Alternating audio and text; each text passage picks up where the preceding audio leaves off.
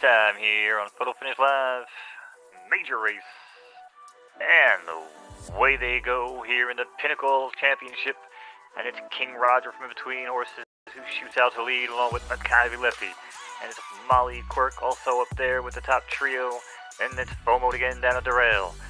Back up to third, fifth place, that's Nero. And it's Franck in sixth here with about 5 to make up from the early leader. As they head to the opening turn, quarter in the books, 23 and change. We're heading 5 furlongs, left turning on the dirt, blinking it's over. And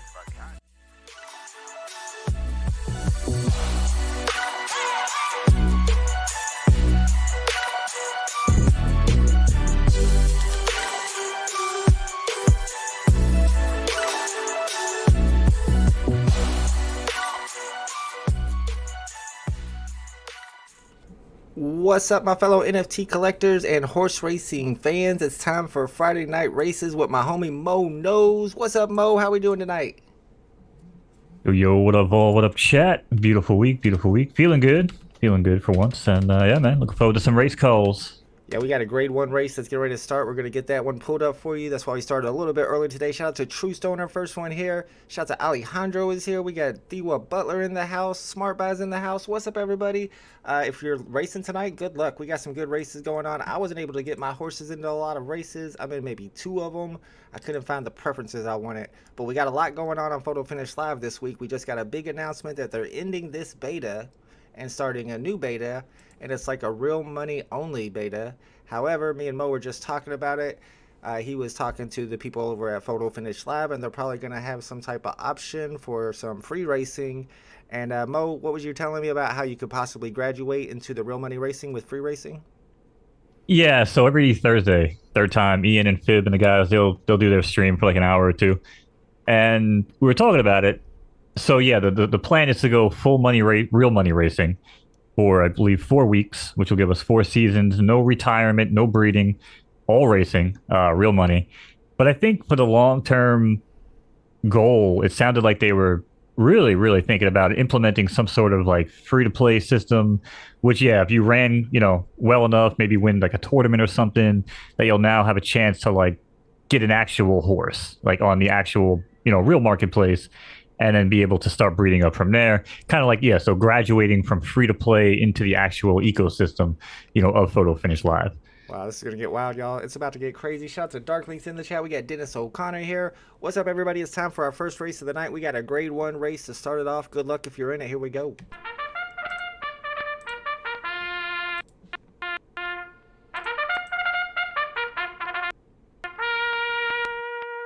all right, ladies and gentlemen, boys and girls, degenerates of all ages. About that time of the week. Back for another night of racing here on Photo Finish Live. We got a major race.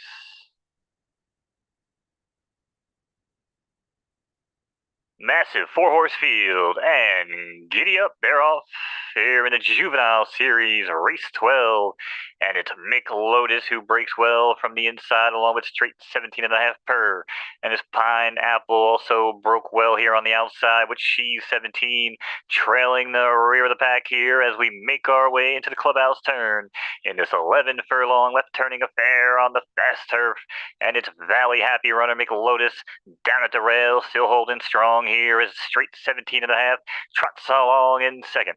And a break of 2, that's Pineapple now, starts to advance from the back and passes She's 17. But all 4 horses tightly compacted together here, tight as a dolphin's butt, watertight even, as we pass the big cement balls here for the first time. Everybody wave to your current leader, that's Mick Lotus. As Mick Lotus continues to show the way here, but now has early pressure from straight 17.5. And just like that, straight 17.5 wants to share the lead and takes it, yoink, with Pineapple also making a heavy move here on the outside, as now sweeps along here and takes the lead of their own, as Pineapple now is the one to catch. Back down at the rail, it's Mick Lotus who's coming back for a second run at him as we make our way down the backstretch here in the opener of the night. 3/4 in the books, 114, and now it's 4 across the track, shoulder to shoulder, mono with Swine.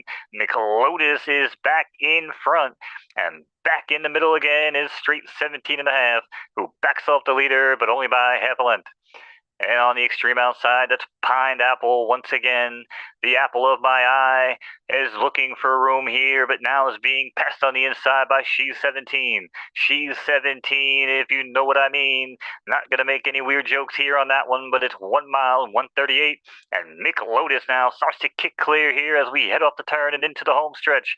Down the break we go. It's Mick Lotus by 2. She's 17 down the middle of the track and is looking for room if good enough, but it's fast the balls for the first time into the final 100 meters. Mick Lotus on the inside. She's 17 on the outside and straight 17 trying to advance, but it's going to be all Mick Lotus handwritten here to the wire over She's 17 and straight 17 and a half.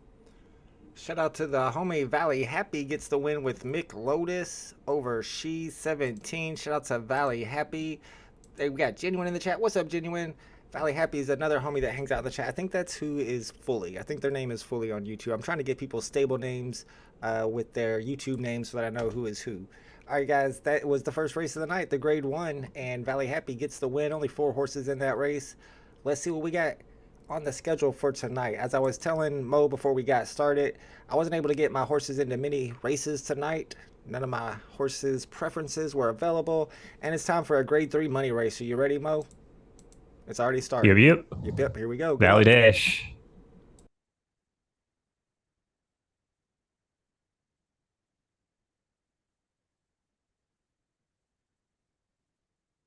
Sorry, a different race pulled up for me. Yeah, the live one was Liberty Claiming, so we just watched that. Do that one? Or? All right, yeah, we'll do Liberty Claiming. Let me pull it back up. Sorry.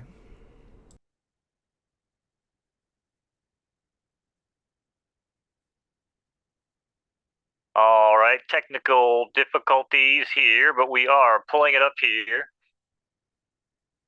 And we now join this race in progress. For those of you watching Golden Girls, this is the Liberty Claiming race into the opening turn. First quarter and 24 and change. Didn't miss much here as 4 horses are straight across the track with Bert Be Home Belivin' with Calabeed, and it's Can You Dig It with Volt's New Friend, and Clubbing. Clubbing is in last here, but only about 3 lengths to make up from the leader. Half miles coming on, 49 and change, and Volt's New Friend is the one to catch. Volt's New Friend with a half-length lead now with Can You Dig It, who starts to aggressively pursue from the inside. And it's Bert Be Home Belivin'. I'm not even sure if that's right, but moves up into second now and advances from the back of the pack. McKaylee KB down in the back of the pack now is also looking for room, and I don't even know what the hell I'm saying because they're all so close together. But as we head off the turn and head for home, street lights are on, Mama's calling them, and it's Kayla B now in the lead. Kayla B over Bert Be Home with Clubbing down at the rail, and down the center of the track, it's Volt's New Friend trying to nail him at the wire, but it's going to be Kayla B over Volt's New Friend and Bert Be Home Belivin'.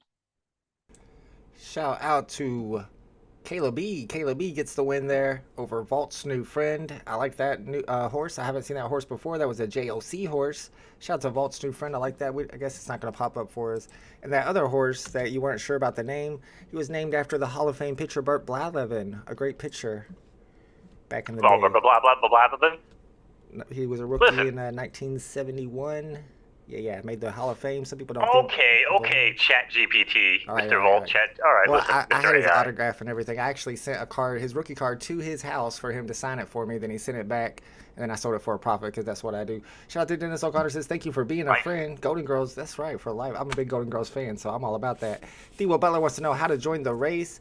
You go to beta.photofinish.live. This beta though is almost over, but you get free currency whenever you sign up. You'll have over 1 million. Then you'll go to the marketplace, find a horse, a couple of horses, and throw them into some races. It's race time. We got a sprint coming up, a 4 furlong. Good luck if you're in it. Real quick. Hey, Volt, why did the horse go behind the tree, rather? To go to the bathroom? I don't know. To change his jockey. Yeah. That's right. We're going to start doing dad jokes in between races here to kill time, ladies and gentlemen. Here we go. Thank you for being a friend, Dennis O'Connor. You got it. Round the track and back again. It's a 12-horse field.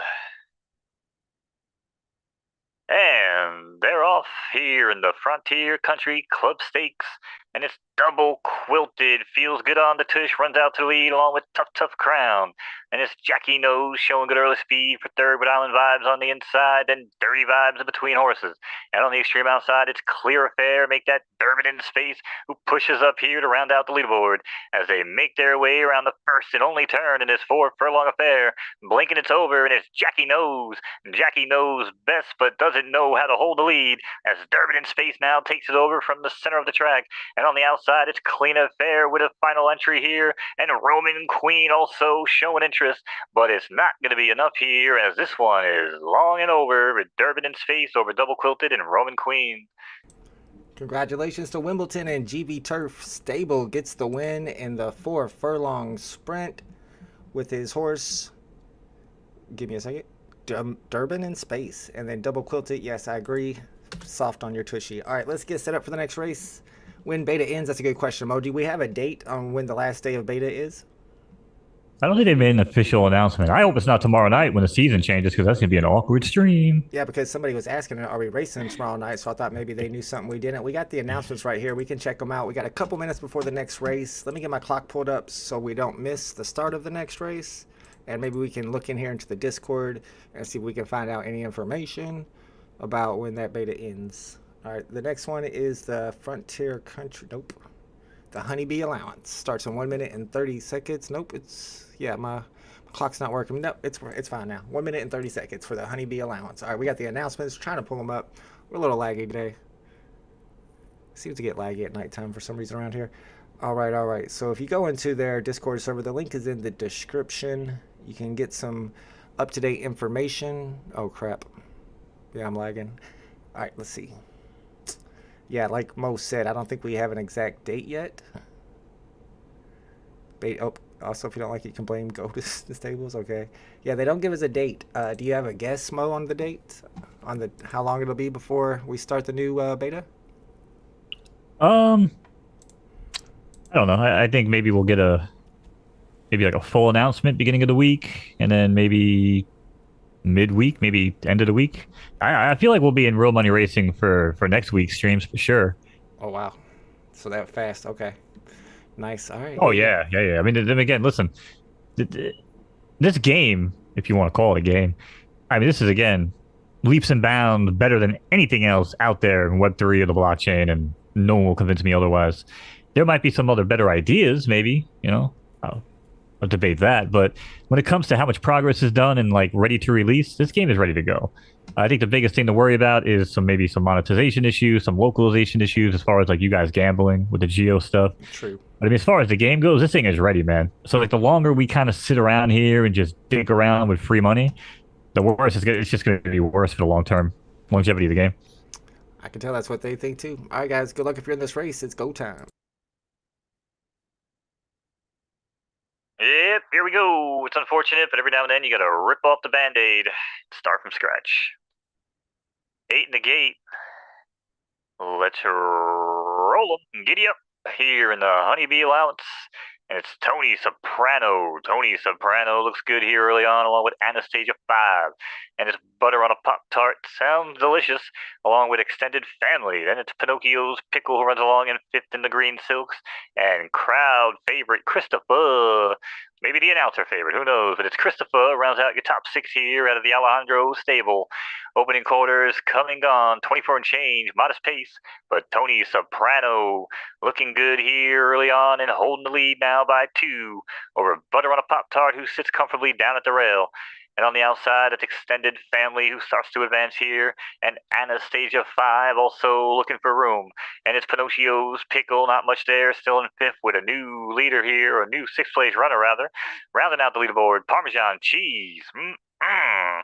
As we make our way into the far turn, it's half mile and 48 and change, and Tony Soprano is starting to get away, skeet, over the cavalry here, who's trying to catch him. But it's Tony Soprano by 2, make it 2.5. But Butter on a Pop-Tart is to get their finest gear as we make our way here, and right on cue, announcer's curse, Tony Soprano has awkward eye contact with Butter on a Pop-Tart, and we make our way up the turn, and Butter on a Pop-Tart with Anastasia trying to catch Tony Soprano. Down the center of the track, Anastasia now has taken the lead over a fading Tony Soprano. 100 meters to go, Tony Soprano, Butter on a Pop-Tart.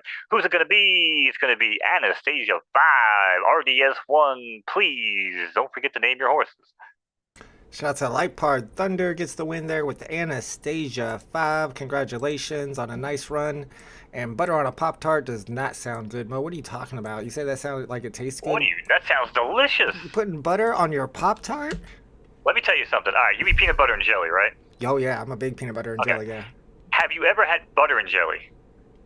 Butter and jelly? I think possibly yes, because I would butter a piece of bread. You would remember this. You would remember this because this would be a moment. This would be a moment. Let me turn off my announcer. This would be a moment of enlightenment for you, Vault. Okay, if you have, they messed up one day at the deli and they put butter and jelly instead of peanut butter and jelly, and I was furious. Right. And then I ate it, and now I get it all the time. I'm telling you, man, it doesn't sound like it would be good, but that's why I think butter on a Pop-Tart, if I have a jelly-flavored Pop-Tart with a butter, knowing how good butter and jelly sandwiches are, I think it would be delicious. I don't think anybody agrees with you. Would you guys put butter on your Pop-Tart and eat it? I mean, it's not even like butter is not a sweet taste, and Pop-Tarts are supposed to be sweet. I mean, now I have put butter on my toast and then put jelly jam on top, you know. That's good. That's delicious, of course. But on your Pop-Tart... That's the same thing. Dennis O'Connor agrees. I guess the chat agrees with you. Maybe I'm the crazy one. All right, maybe butter on a Pop-Tart is good. I guess I'll try it. That's the only way to find out. All right, guys, it's race time. We got the Pembroke Maiden 12 Furlong coming up right now. Good job, chat. Good job.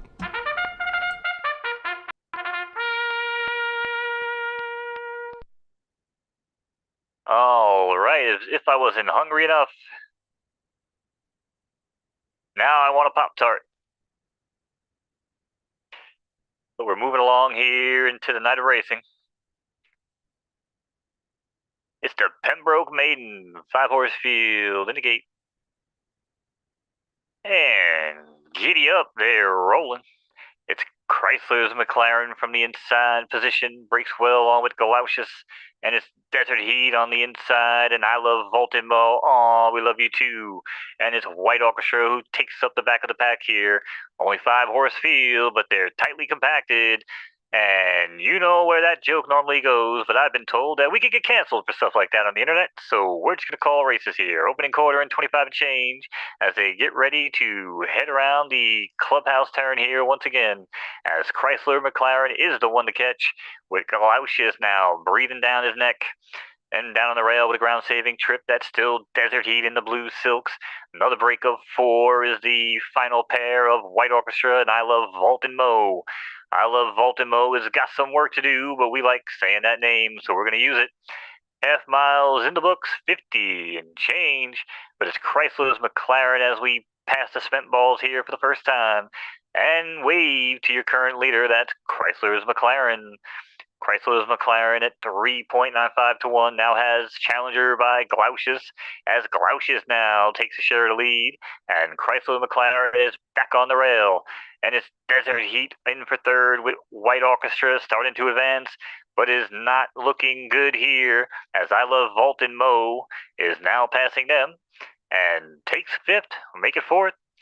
And we're going down the backstretch here once again. Everybody say hello across the pond to your new leader. That's Galaucius. Galaucius now shows by 2 with Chrysler's McLaren just trotting along here, maybe saving energy for the final run. Stay tuned and find out. But Desert Heat running in third, it feels like all race. Might just trying to be collecting that show money. But right now, it's Galaucius start to pull away here as we make our way into the far turn. Around and round the track they go. Who's going to catch him? Nobody knows. Maybe the AI. The AI is brilliant. But it's Galaucius now. Galaucius by 2 around the far turn as we cut the corner and head for home. It's Galaucius by a length and a half.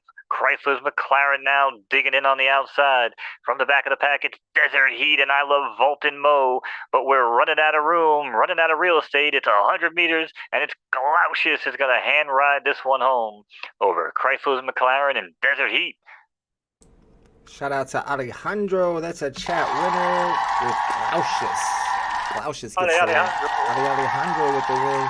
Congratulations. And I think we had a chat second place and a chat third, and then I Love Volton Mo was fourth. That was a great race. Let's see who got second. Almighty JC, shout out to Jacob Cook with second place, and True Stoner with that Desert Heat horse gets third. All right, let's see what races we got coming up next. Have any of you guys in the chat ran any real money races yet? I've done two so far. One of them I got third place in, and I actually profited on that one. The other one was just for the stream. I wasn't expecting to win. But the one I put Mo don't even know, one of my best horses in, he ended up getting third, so I got a little bit of money back. Shout out to Fully. Fully got a win today with a grade 1 win as we started the stream. Congratulations on that win. Tucson says Rube is the target of the scam old school term. Oh yeah, I think he was calling me a rube or saying something about rubes, and I didn't know what a rube was. Where does that word come from? The only thing I can think of rube is like rubles that you would is like the currency of Russia or something, right? Was calling you a rube? Yeah, he's well, maybe not me. He said he's about to take a bunch of rube's money, I think, on this game. But what is a rube? Have you heard that term before? Oh, no, I know of a Rubik's Cube. I know what that is. I can't solve one, but I know what it is. I can't believe those people that can solve one in like 5 seconds or solve one with their feet. Rubik's cubes are You ever see the guy who juggles three of them and solves all three of them yeah, I see while him do he's it, like, juggling them? on a unicycle. Bruh, how do you cycle while being chased by a bear? I'm saying, how do you? I need to figure out what the trick is to those. What's up, Philly? Do you call us a bunch of rooters? I don't know what that is either. Y'all using a bunch of terminology that I don't even know. Thought that was a mark? Yeah, that makes sense. A rube is a mark. Bushimi, I love Bushimi, was always saying rube in Atlantic City. I don't know if I've seen that. Is it a TV show? See, I'm more into movies, but I do like Bushimi a lot. Boardwalk Oh, Empire. was that Boardwalk Empire? I guess. I don't know. I don't do the TV show stuff. But I'll watch Buscemi movies all day. All right, let's see who's in this next race. We got a Charmed City allowance race coming up, a 12 furlong race, so another distance race. And let's see who's in this one. We got Midas from Lack Stables, Carry On Cleo from Outcast Stables, Racing Lucid from Almighty JC. He's got the S tier horse in this one. JO's Beast from JOC, the homie. Dancing Wizard from True Stoner Circle. We got Only Way is Essex from Alejandro. Ambericos Metenzeros from Lightpart Thunder, Boots on the Ground from La Jolla Farms, and Donkey Marie from Chucka Cove. We were talking about this earlier, guys. If you were just joining us, the beta for Photo Finish Live is about to end. We don't know the exact date, probably within the next week or two. And then they're going to start a new beta that is going to be real money racing only. However, as Mo was talking about, they're probably going to have some type of free money racing that you can do separately. Maybe like a whole separate system for that. Is it going to be separate? How exactly is that going to work, Mo? What do you think? Well, if any, I mean, and again, I was trying to kind of pick their brain about this on their stream yesterday, because they do the Thursday streams on Twitch now. Maybe I would envision it, and again, this is my opinion, as being something like the horse race manager or the old photo finish game that they had on mobile. You know, Right. so something like that, and then because that was all free to play, right? So if you get in, you get your feet wet, you understand how the whole thing works, but then you're like, hey, you know what? I like this. I want to get involved more.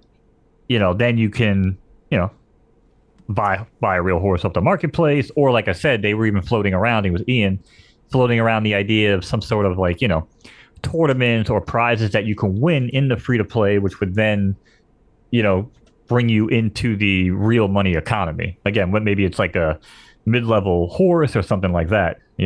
Gotcha. Because I only have two real horses, and they're both pretty low tier, so I might want to take part in the free racing a little bit too. We'll have to see exactly how it's set up. But it's race time, y'all. Good luck.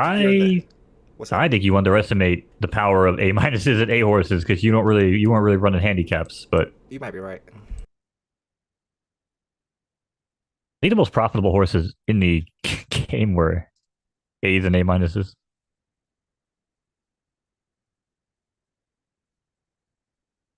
All right, we are heading back to the track, Jack.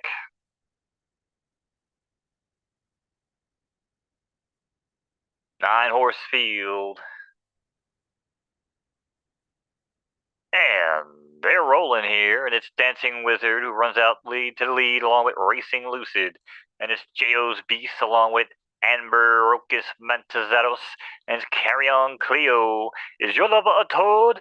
Quarter Miss Cleo and Donkey Marie in fifth, with Midas rounding out the top six here, and they make their way around the clubhouse turn in this 12 furlong left turning affair on the dirt.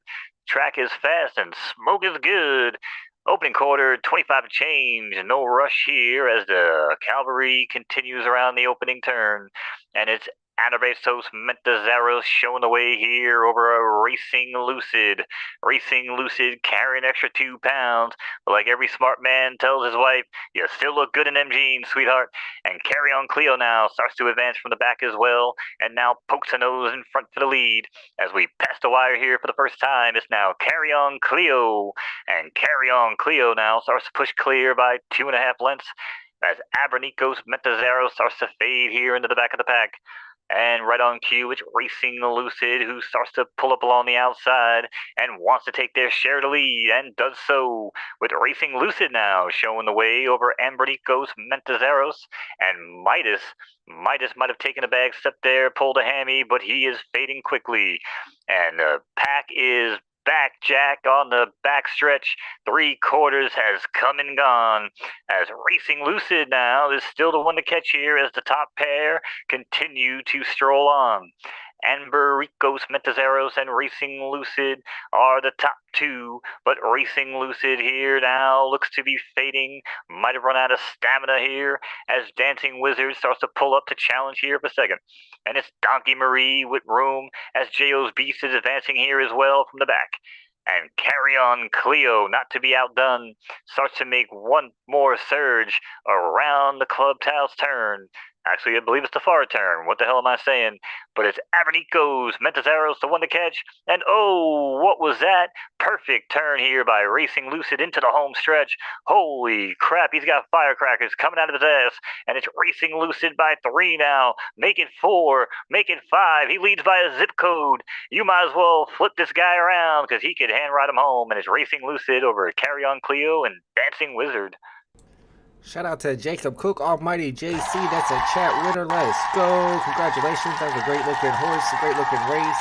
Just like Mo said, he turned that corner perfectly, took the lead, and then he took off. Nobody else had a chance. Won it by 4 or 5 lengths there. That's Racing Lucid with the win. Carry On Cleo from Outcast Stables gets second. Outcast Stables is a new stable I haven't seen before, and also one of my favorite groups of all time. Outcast.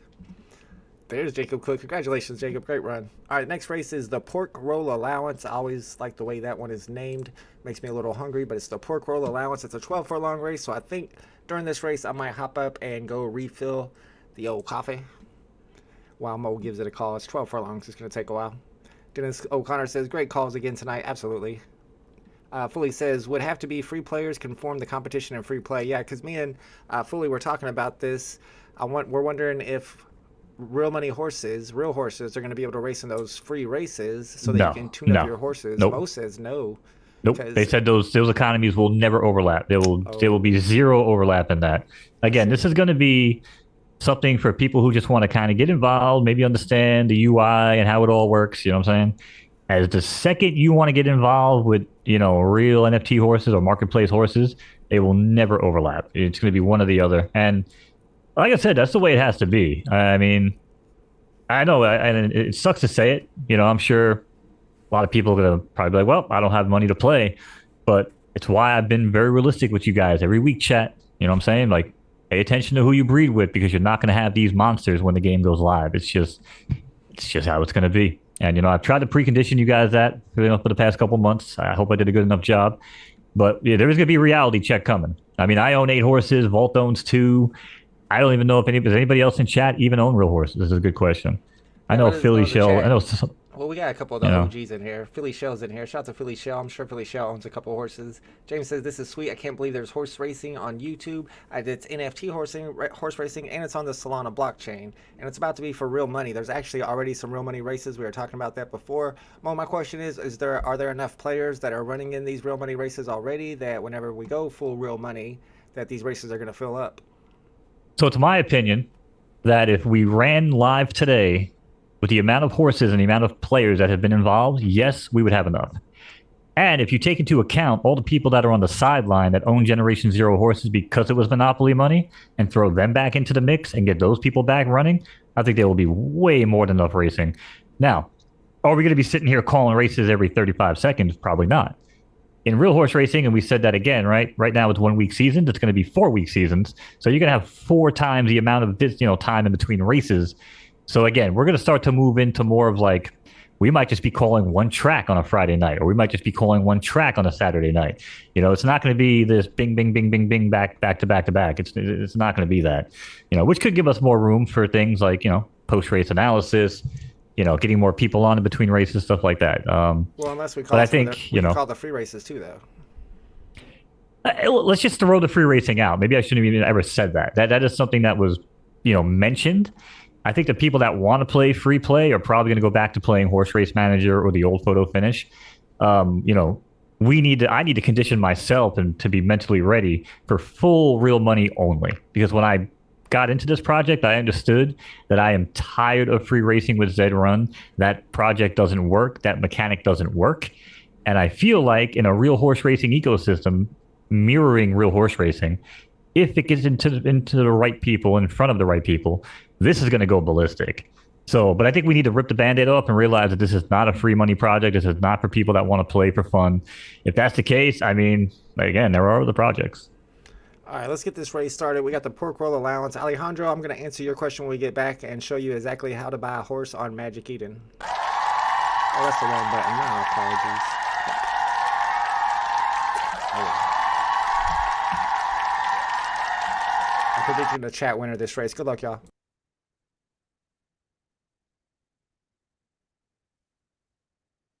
All right, we are back for another race. And I know, Chad, I know I might sound harsh, but somebody's got to be the bearer of bad news. 8 horses, and they're off here in the pork roll allowance. I like mine with fried rice, but it's hurry up and go, and gets out to the lead along front 3 square. And it's rising smoke on the inside with all my life from Casey and JoJo. Then it's Platinum Blondie and I love the dough. I love the dough at Valle Alejandro. Running in 6th here early on as they make their way around the track. And it's Hurry Now who shows the lead. And it's Hurry Now being courted by 3 square, still trying to figure out the call, but it should be 3 square. And 3 square now shows the way over Rising Smoke. And it's Platinum Blondie who runs along in 3rd on the outside. Then back on the rail, it's All My Life, joined by I Love the Dough and Cappuccino. And they are getting ready to pass the wire here for the first time. Half mile and 49 and change. Everybody wave to your current leader, 3 square. 3 squares, hip hip hooray. Carrying 2 pounds, continues to show the way here over Rising Smoke. And another break of 2, that's I Love the Dough, who continues to trot along here in 3rd. Then comes All My Life deeper down on the rail. Platinum Blondie is losing ground here with every step. Now passed by Cappuccino and Sumo as they round out the top 6 here, 3/4 and 114, if you know what I mean. We're making our way onto the backstretch. Normally, I feel like we go to a backstretch break here, but I'm out of voices. So if you have a voice you'd like to hear that we've done before, please, for the love of God, say it in chat. But I don't know. I don't really want to do anybody new today. So it's 3 square for now, who continues to roll in the pork roll allowance. And it's Sumo and Rising Smoke rounding out your top 3 here with the trio. And it's All My Life with Hurry Now back on the board and Platinum Blondie. Platinum Blondie now on the extreme outside, push 7 wide on the track even. Around and around the track they go, into the far turn they go, and it's Rising Smoke like a phoenix from the ashes. It's Rising Smoke at 99 to 1, kicks clear with a perfectly timed move into the far turn. And here we go. We're not racing for dough, but we're also not racing for show. And it's Rising Smoke into the 200 meters. Past the 16th pole we go, trying to hold on here. Break of 4, it's Sumo and Hurry, but you really better hurry up because they're not going to catch this one. It's Rising Smoke gonna win this one easily over Chasing Sumo and Hurry. Rising Smoke with the win, a very convincing win. Ran it going away. Congratulations. Sumo takes 2nd place. And I think that was Almighty JC's horse in 3rd. Dennis O'Connor says, I think if they did it like Poker Stars, where real money is real, and they have separate thing for play money. Does Poker Stars do that? See, I do VR Poker Stars, and all they have is fake money. Yeah. Yeah, I'm pretty sure they have play money on PokerStars. And I only play poker for real money. I can't use fake currency for that crap. Oh, it's race time. Here we go.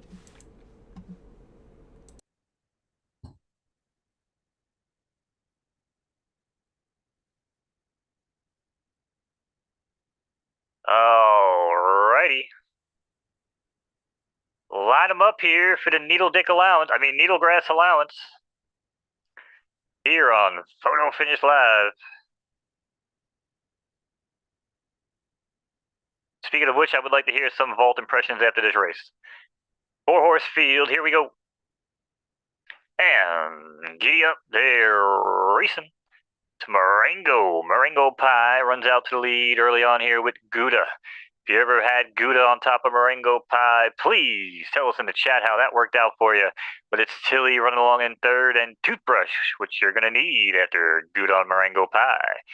This top four, these names just happen to work out perfectly together, and they're running together here. Opening quarters come and gone, 24 and change, 8 furlong, left turning affair on the dirt. And here we go on to the back stretch. It's Marengo continues to show the way. And a break of 2, that's Toothbrush, and Tilly might have taken a bad step there. Might have clipped heels with Gouda. Nobody wants to clip heels with Gouda. But here we go, down to the back stretch one more time. Half mile, 48 and change. They're in no rush, but Marengo continues to show the way. And back on the rail, that's Gouda who starts to pass here and advance past Toothbrush with Tilly in fourth and is not looking too interested in today's race. Might be running against their preferences. Might just be a drunk, who knows? But 3/4 and 112, and Marengo's still the one to catch as he kicks clear by 4, maybe 4.5, off the turn and heading for home. It's Marengo into the 200 meters. Toothbrush and Gouda, all they can do is duke it out for second and third, because this one, as long as he stays on the horse, looks to be over, as Marengo's going to win the Needlegrass maiden claiming over Toothbrush and Gouda. Shout out to Lax Stables with Marengo gets the win over a poorly named horse, Toothbrush. Why are you gonna name your horse Toothbrush? I guess it's better than Sumo, though. That was like the worst name for a racehorse. Name your horse Sumo. You know he's gonna be eaten all the time. Base Lab says people are asking about entering on mobile, and like I said in the chat, I know some people had some trouble entering races on mobile, but Base Lab says he enters all his races on mobile, so I guess that's not a problem. But he's able to. He's unable to use the marketplace on mobile, so there's advantages and disadvantages. I use PC for everything. Everything seems to work fine on there. Shout out to Ryan's in the house. Yeah. What's up, Ryan? Yeah, I think I think marketplace has an issue on mobile for some reason. I don't know why. But yeah, everybody I know that uses mobile can enter races. I've never heard that, but I've heard the marketplace they can't get into it. Got you. Let me make sure I'm not lagging. There we go. Ryan's asking about the real money races. There's gonna be some real money races tonight, but as we were talking about at the beginning of the stream, they just announced Photo Finish Live that they're gonna end this beta, reset all the horses, and then they're gonna have a 4-week beta of real money racing only. So this can be really interesting. If you have a ticket, you have a real horse, then you'll be able to run in it. And I know Alejandro was asking how to buy the tickets. These are the tickets right here. You have to buy them on Magic Eden. It's on the Solana blockchain. And we talk a lot about how to decide which horses to purchase and the best website to use. What's it called, Mo? Racer's Edge. Racer's Edge. Yeah, it should be linked in the description, but it's Racer's Edge. If you go here and you click on horses, you'll be able to see the horses that are available to purchase and be able to look at them a little easier. Let's get in here and check it out. James says, want to know how we know the toothbrush was invented in the South? If it was invented anywhere else, it'd be called a teeth brush. Ooh, I didn't know if I wanted to read that after I was halfway through, but it went all right. That was a good joke. I'm trying to get in here. See, yeah, now, there it is. It used to be that horses button didn't work, but now it's working. Thewa says, can you show us how to buy horses for real money, please? Yeah, that's what we're checking out right now. So if you go into this racersedge.app, it's linked in the description, or you can just type it in there. You can filter out all the horses that are for sale. You used to be able to. No racing. I guess you can't do that. Yeah, the market part of that site, I haven't gone on there in a while because I haven't been buying any tickets. See if I can get in here. This is basically turned more into the data center of it. Let me take a look. I liked it a lot better the other way. But okay, so this is a database of the horses if you want to look up some information about them. But I'll show you how to look them up and judge which horses to buy on Magic Eden, because Magic Eden is the marketplace. It's like the open sea of Solana, I would say. I don't know if that's 100% correct. trademark? I think. Yeah, it's kind of like No, it's I the think what's the other marketplace. one? Soul C, I think Yeah, is I've the heard of big. Soci. Yeah, I think Soci's bigger, but it's another marketplace for Solana NFTs. And if you go to, I'll actually link this in the chat, marketplace/photo_finish. That's where you find the tickets. And It's if it NFT owners, by the way, at the top of the Racer's Edge. That's where you're gonna find the old page. NFT owners, oh, okay, So you click on that, and then you go to the filters and just go to for sale. Yes, there we go. That's what I'm looking for. So yeah, if this you is go to the this this is the old page. Yeah. Racer's Edge, go to NFT owners, this tab up here, and then you can filter out all the horses that are for sale. Which is another good way to look at it. And this is going to be a good way for you to see them all in one place instead of having to scroll down like that. It makes it a little bit tougher. I'm going to show you exactly what you're looking for. Mo, you should probably explain it because you know better than I do. Do you want to try to explain a little bit of what you're looking for? If you want, we could skip this race and try to get into it a little bit.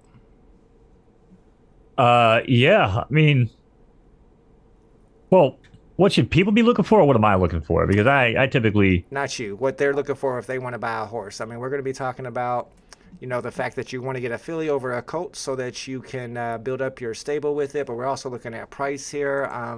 What are we looking for if we only want to spend, the minimum amount? We don't want to spend too much. We want to get like an A minus or a B plus horse. What kind of stuff should we be zeroing in on? I mean, again, I would always direct people to the Medium articles, especially from the ones from David. He's got some really good generic, overarching views.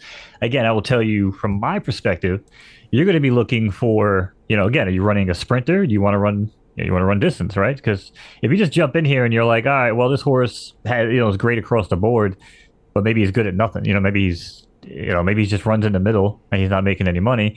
Or you could try to maybe isolate a horse that has really good, really good speed, really good start, maybe has no stamina, but has a great finish. Because that horse to me would be like, all right, cool, I'm going to run him in like a 4 to 6 furlong race, you know.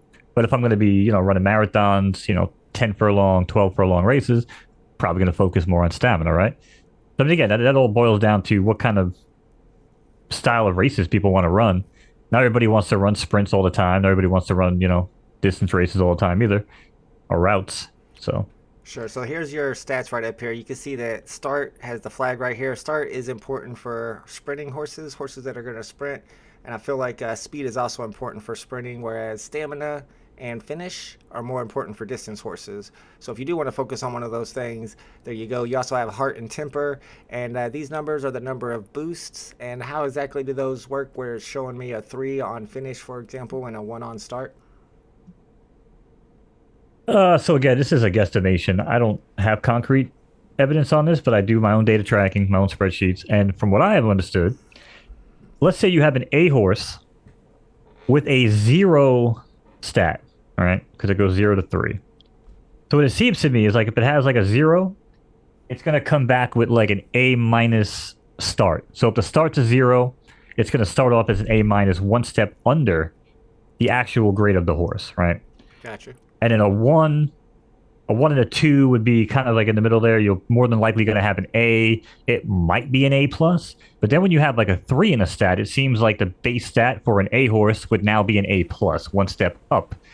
Then you get your boost, like your overall with like 14, 18 boosts, where those points are now going to be randomly distributed amongst the other stats here. So your start, your speed, your stamina, your heart, your finish. And those are all going to get divided out and now sprinkled in to boost the other stats. So if you have a 3 in start, you're probably going to start off as an A plus start for an A horse. And those total boost points now could potentially even put him up into an S minus if they go into the right location. Now, from my experience, mine normally don't go to the right location. They wind up giving me boosts in, heart or stamina when the horse had shitty stamina anyway. I'd rather the horse be a sprinter, but now it's like a medium running horse that really doesn't do much of anything, right? So that's all RNG. Those roles are going to be different when we go into V3, but I don't know if we're ever going to see the stats is what we're seeing too. They might never show us the stats from version 3 because they're not going to change going into live. So they don't want us to know what the stats are on our Genesis horses. Gotcha, that makes sense. So, I mean, if you're looking at for a filly, you're going to want to take a note of these that Mo was just talking about, the boosts. and compare them with prices. So you got an A plus filly here and an A plus filly here that's 77 so and 45 so and has like no boosts at all and only a one boost here. And then you got this A filly that's only 26 so and has two boosts on speed and two boosts on finish. I'd rather have the A filly for a whole lot cheaper. I think that's a better horse overall. So that's the kind of stuff you're going to use to judge what you're picking up and what you're looking for in the long term. Like we said before, you're going to want to get a filly so that you can build your stable up. But you might want to try to get a breeding pair. You want to get two horses that have the same preferences, and then you can breed them together, one male and one female. Or go the complete opposite direction. And if you go, you know, right turf soft, and then your other one is right turf, firm, and you breed those, you actually cancel it out. So then if you go back to the common theory nowadays of if the third preference isn't as important as the first two, you could actually start breeding horses with zero third preference that could actually still be good racehorses. I've seen people doing that. You've been doing that. Yeah. Or you'll end, like I said, you'll end up with like a 3-star, 2.5-star, 0-star, and then the next time you breed that horse, you can breed it either direction because it's a 0, and now you can breed it to soft or firm depending on who you wind up looking to breed with. So, all right, guys, we got a 12 furlong race. I'm gonna let Mo call this. If you guys have any more questions or anything you want us to expand on or look up for you after the race, let me know in the chat. Here we go.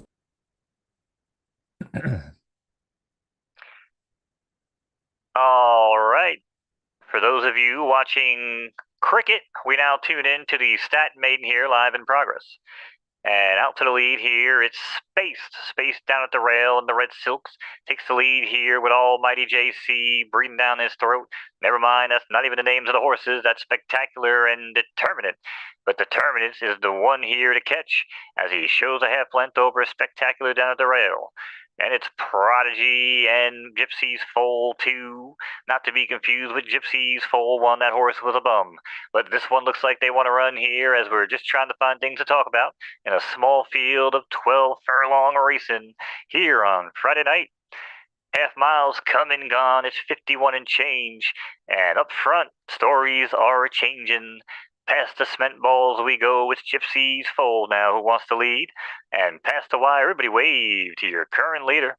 It's Gypsy Foal. Gypsy Foal now pushes ahead here over Spectacular and a chasing Determinate on the outside. As we slop our way on the sloppy turf track, it's Prodigy now starting to advance and catching good footing here. Must have changed their cleats at halftime as now goes right on by. And it's Prodigy from the inside at even money over Gypsy's Foal, who delegates back to second. And it's Determinate still on the outside, rounding out your top three. Break of 5 back to the trailing duo of Yasser Hughes. And Spectacular is anything but, as he's got about half a mile to make up here as we got 1 mile in the books. 1 minute and 42 seconds as we're rounding around the track and we're heading into the far turn. And it's Gypsy's Foal now who regains the lead. Gypsy's Foal now with Prodigy fading on the rail. And Determinate looks to find their best stride here into the turn. And we're still going. 12 furlongs seems like a freaking eternity if you're calling the race. But it's Gypsy's Foal now who starts to scamper away. Gypsy's Foal in the pouring rain by 6, maybe 7. Determinate is chasing, as is Prodigy down at the rail. But might as well mail him the check. This one is over in the books. Hasta la vista. It's going to be Gypsy's Foal over Determinate and Prodigy.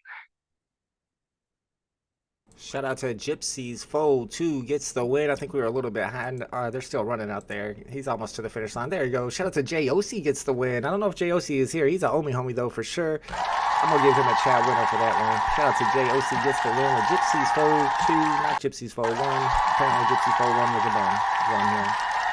Let's get the next race pulled up. The reason I pulled up on the screen, you saw it pop up there, sorry about that, is so that I could pull up my own Magic Eden account and check out my 2 horses. I haven't even looked at my filly yet. I wasn't able to redeem that ticket and play with her during this beta because apparently somebody already redeemed it. I don't know. You can reset it, but I didn't even care that much. Let me see if I can't connect my wallet and see what it looks like. I think this possibly might be my horse.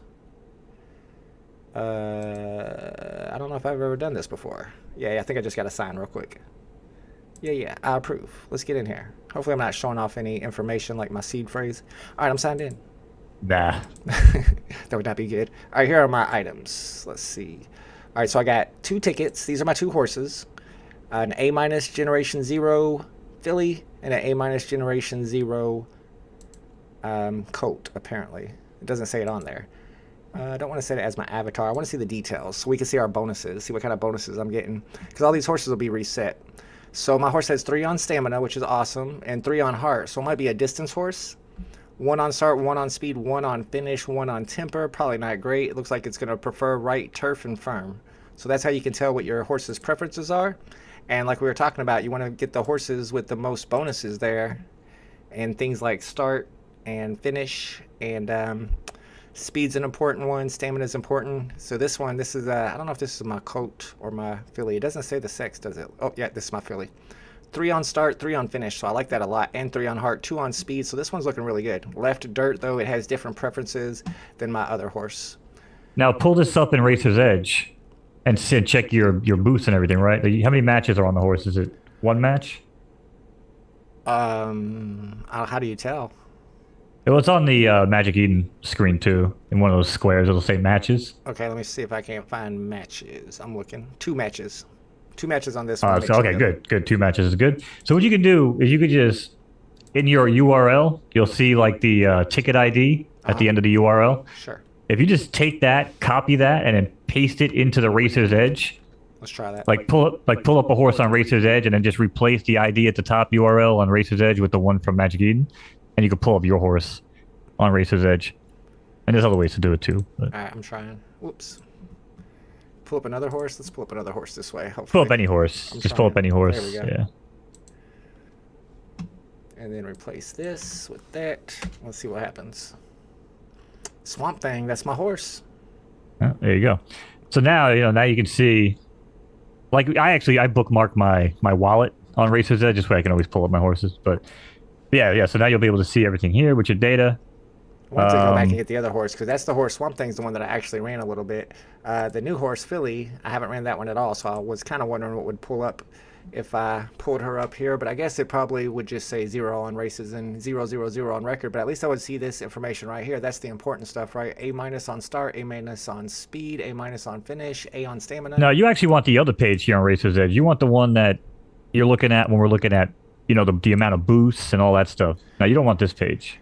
Oh, okay. Well, yeah, this is you can't actually. Oh, okay. I found a place where you can click on it. I found it. I got you. Here it is. A minus generation 0 horse ticket. This tells you the PFPs that it came from, and this tells you your boost. So it says I got 3 on stamina, 3 on heart. Is that what you're looking for? Right. This is what you want, right? So okay. So you're at Scroll back up. I'm watching on your stream, so sure. Yeah. Okay. So you got 16 total boosts. Okay. And you got 1 PFP attribute match, right? But the PFP attribute matches, I believe, goes into the preferences of the direction, track, and condition. And then your total point boosts are the ones, again, that get sprinkled in. 16, that's what I'm saying, man. I know you were not too keen on running A- horses, but if you look at, this one, even your other one with the 2 matches, it's just the horse has a bunch of points that are going to get sprinkled in there. And if we learned anything from the Arch Balloon horse that won the that DGen Derby race. Yep.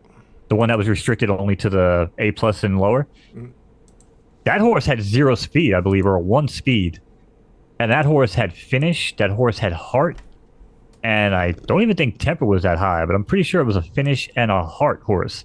So again, I'm a Gene Hackman fan from the replacements, right? I gotta have a heart. Yeah. Like I'm all about the heart, bro. Like my horse is gonna be named Hackman too. I'm trying to find my other horse real quick. Let me see if I can pull her up. Nope, I guess not. So that's how you find out which horse you want to look for. You got this photo finish page. Depends on how much you want to spend. You can see the prices here on these. Like we were talking about that Racer's Edge website, that's going to be the best way to find the best deal for yourself. All right, guys, we got another race coming up in about 2 minutes. If you guys have any more questions about picking out horses to purchase on the blockchain, let me know. It looks like I have a question. Go ahead.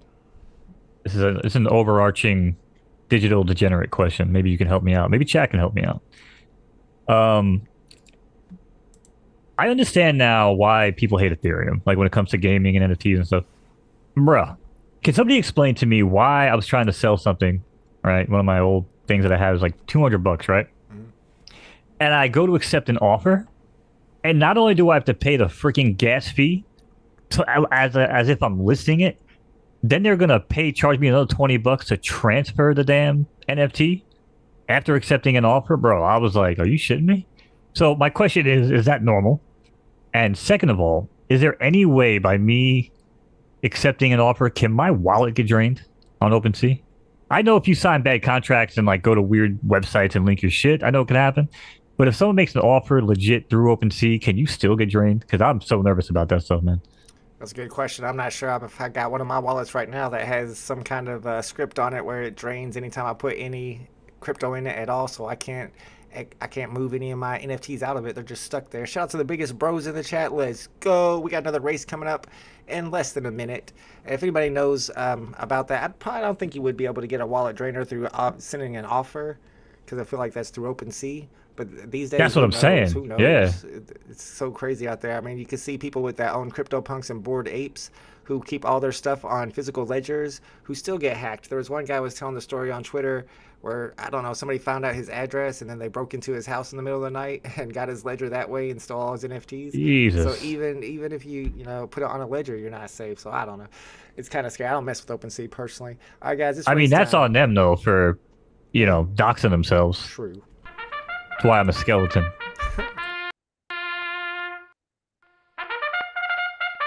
Y'all can't find the chat.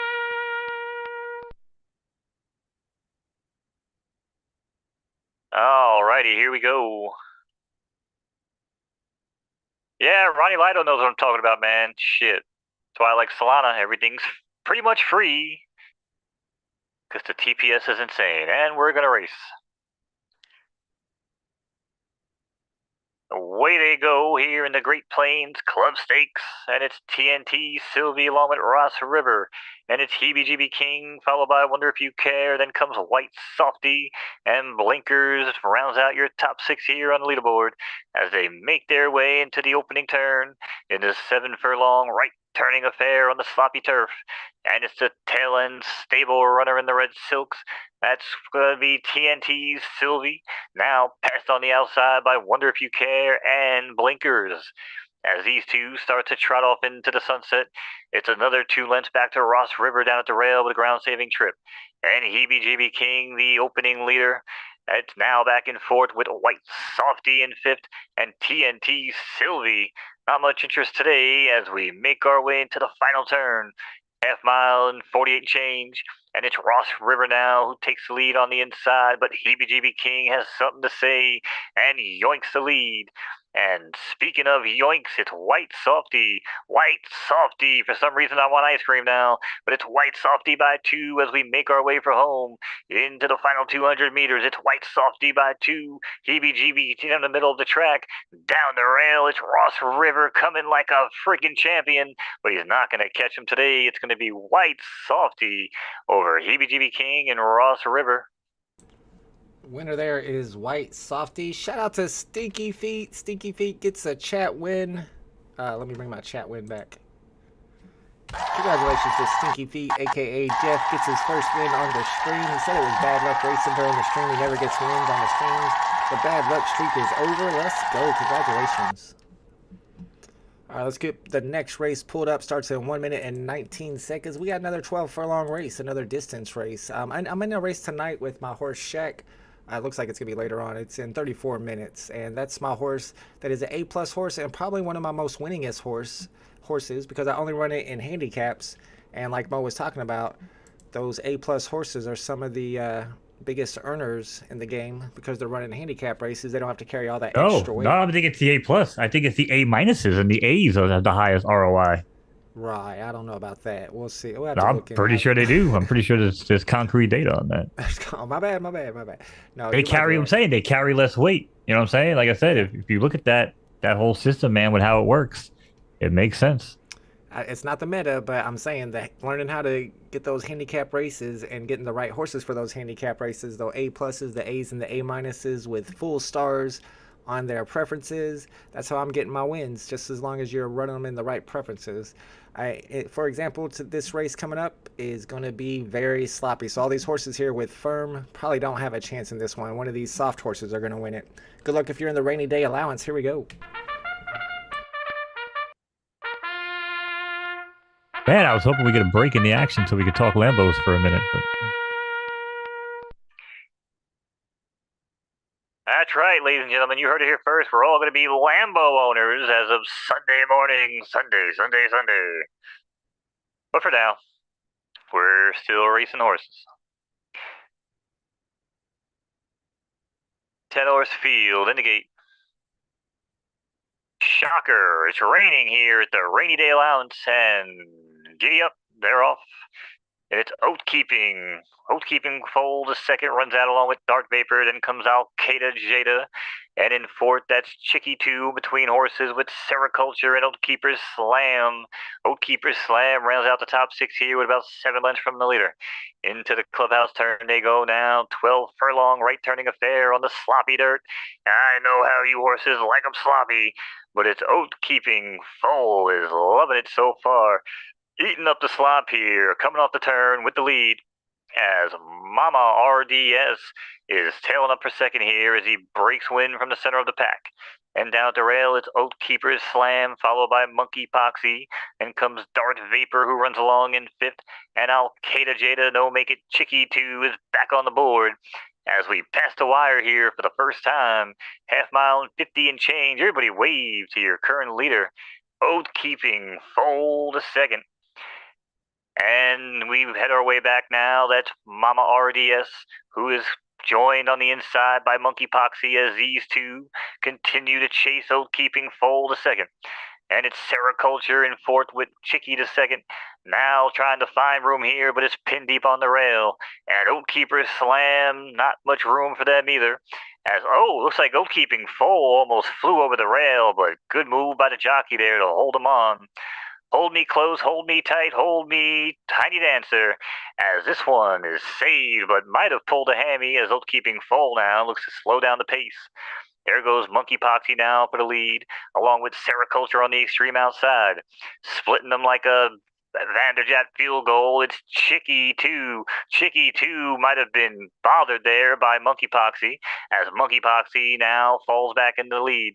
But it's Oathkeeping foal 2 once again. 30 seconds ago, almost flew over the rail. Now he's got his share of the lead. But Sericulture has something to say about that as well as we make our way around the far turn. 1 mile, 1/4 in 2:07. Have I really been talking for that long straight? Holy crap. And we go into the final home stretch. It's Sericulture now by 2. Oathkeeping foal is chasing but might have called it a day as Monkey Poxy has found a 7th wind and flies back down to the final 100 meters. But sayonara Sericulture, as she's going to take this one with ease over Monkey Poxy and Oathkeeper's Slam. Congratulations to Sericulture. Sounds like she's going to end up winning this one here in about 100 meters. I got a late start on my video on that one. That was all my fault. I didn't have it pulled up in time. There you go. Sericulture from Silk Road Stables gets first, and then Monkey Poxy from Mr. Momo takes second place. All right, let's see how long we have until the next race. They've been back to back to back again tonight. They were like that last week too. Looks like we got 11 seconds. Here we go. Good luck. my lord.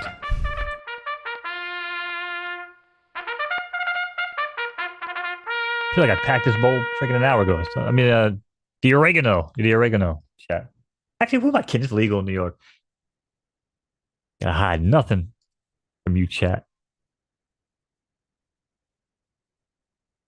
But just like gambling, live life responsibly, chat.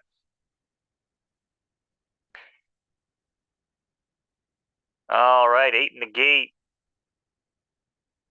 Horse racing was the case that they gave me. And they're off here in the Roadrunner Maiden. And it's ambitions as a rider who shoots out to lead from between horses. And down at the rail, it's Dragon Girl, the secret rare, the common, who knows. And it's Tower Rex in third, followed by Willie the Pimp. And comes RDS Mana 2, followed by RDS Mana 1. And I'm sure RDS Mana 3, 4, 5, and 6 are also running this race, probably the back of the pack. But as we head out the chute and onto the main track, Opening quarter in 24 and change.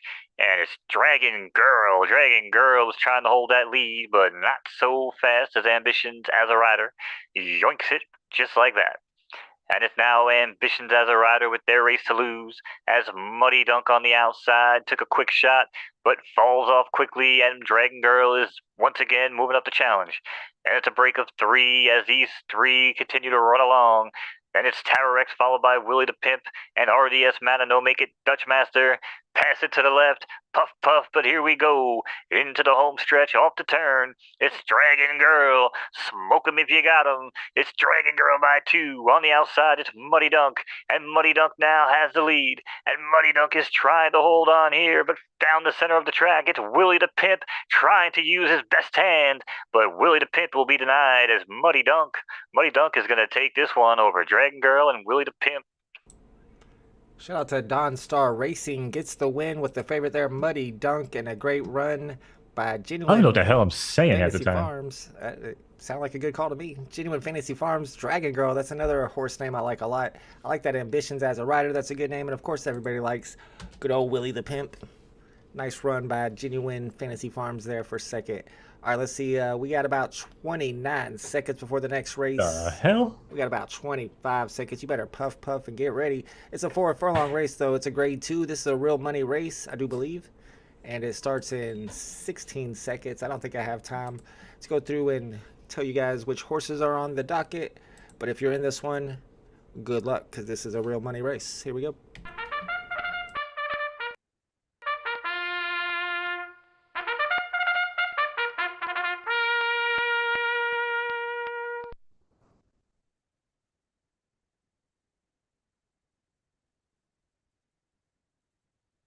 Alrighty. I don't know if this is for real money, but it is a major race. Oh, Malanta, here we go. Oh, this is gonna be fun. And a horse field, man. This is like a Cheech and Chong call without even trying. Alright. And just like that, man, they're off, man. Face down Avalanche, man. Heads out to the lead. Looking real good, man, early on. On the outside, man, it's Labutkin, looking real good now, moving up the challenge, man. JOC, man, he's going to get on the outside here, man. And then it's going to be Chuka Cove, man, the Piero Crown Runner, It's only 4 furlongs, man. I know it's only 4 furlongs, Holmes. Let me take over, man, into the home stretch, yes, say. And that's going to be face down Avalanche, man. Hey, he's just a love machine. But it's face down Avalanche, man. And on the outside, oh, Holmes, here comes game day, man. Oh, it's going to be game day. Oh, los vatos, it's game day, man. Over face down Avalanche, man, and Triple Novia. Shout out to the Drop Stable. Sorry, guys, I got real blurry again. I'll fix it here in a second. Drop Stable gets first place. Poverty Ranch gets second and third. And Game Day is the name of the horse with the win there. All right, let's get it pulled up and see how long we have, how many seconds we have before the next race begins. This time we got 10 minutes. Finally. There you go. Now we got a 10 Hallelujah. minute races. You got a minute to chill and relax. I got a minute to. Oh, I got 9 minutes, and you were gonna call the next one if it was in 30 seconds. I was gonna make you call a freaking race. I'll give it a try, but we got 9 minutes and 40 seconds before the Hancock Allowance, which is actually my mom's maiden name, which is interesting because in school I remember it was like early on to like middle school, 6th grade or something. We had a day in class where the teacher was teaching us about how people with the last name Smith got that name because they were like a blacksmith or something, and like shoemaker got that name because back in the day their ancestors made shoes. And I was like, so how did my mom get her maiden last name? It's Hancock. But they didn't answer me. Anyway, one of your ancestors must have been caught in a peculiar situation. He was making money the hard way, whoever it was. I don't know. But that really is her maiden name. So, all right, guys, we got the Hancock Allowance coming up next on Sunday. VB is dropping Lamborghinis on the app. Not technically the first Lamborghinis on the blockchain, but the first interactive 3D Lamborghinis that you could drive in the future probably race. Mo, talk to me. What do you think about the Lambo drop? I mean, it's no secret. I'm not a huge fan of VB. I don't waste my time really trash talking them on the internet. It's not worth it. But I I think the price point. I think the price point. I think the mint size is good. I think it's a pretty good indication of that we probably don't have as many users as they tried to fool everybody that we've had for the past, year and a half, year. But I think everybody knows that. Like, and I want to talk about this too, real quick. I know you were. I didn't even know you were streaming that space the other night. I wish I would have known. I would come watch you instead of just listening. But it's like, man, it's like these answers. We've been listening to this crap for. I've been listening to it for over a year. I know there's people listening to it longer than that. Like, how do we just how does that continue to exist? Like, oh, David was too busy posting Pokemon memes on Twitter. He couldn't sign a DocuSign thing. Like, oh, I forgot. But by the way, you guys are lucky because if I did, you would have lost all your Omi. So of course, nice deflection, right? But I don't know, man. It's just the whole thing to me. I'm glad. I think the Lambo's a good drop. But I think on the bigger picture here, man, I think we're in a lot of trouble. I think the fact that that whole Disney metaverse, if that thing pushes and they start dropping their own NFTs and it's not a direct VV link, well, I think what I said to you probably months ago at this point was like, they're going to drop the license at some point. And yes, VV will have the first Disney NFTs on the blockchain. Congratulations. But if nobody's going to VV and everybody's going to the Disney website with the Web3 interface, right, then does it really freaking matter? I don't know. It's just it's a convoluted freaking answer, I know, but man, there's a lot that goes into it. You know. I mean, I think if Disney does create their own metaverse and it's on Polygon or something, and it's What do you mean not, when? It's already happening. Like right, well, I've I'm invested saying, tons of money into Matic lately, and it's on yeah, but you never know. skyrocketing. They might not be able to do it, and then they just give up. I see Web3 companies. I don't see Disney doing that, but it might even take them 10 years. Who knows? But the point is, once they do get that metaverse, it's going to make metaverse Web3 in general more popular. It's going to bring all the Disney people, introduce them to NFTs for the first time. And I think that will spill over to VV. I mean, you can't go anywhere but up on users right now. It's not like you can lose users. I don't think you're either going to lose users if Disney opens up their own metaverse, but it might actually entice some new users to figure out what NFTs are and then to find out where are those golden moments at, where are those first appearances at. Maybe they're a Star Wars fan. You can only get Star Wars here, even if they have Disney Metaverse. Maybe it doesn't include Marvel, and you're a comic fan. You can only get comics here. But I agree with you Right. on the AMA. That not only that, even the Spider-Mans, that story with the Spider-Mans doesn't make sense to Oh, me at dude, that all. was and I understand. Like I give was it Queen Vivi or Yeah, Vivi Queen or something? yeah, I give her a lot of props, man. Like she actually asked some pretty good questions. I feel like it might have been a little bit of a softball and some stuff. Maybe let them off the hook, I should say. Not really a softball question because I think the questions were loaded, man.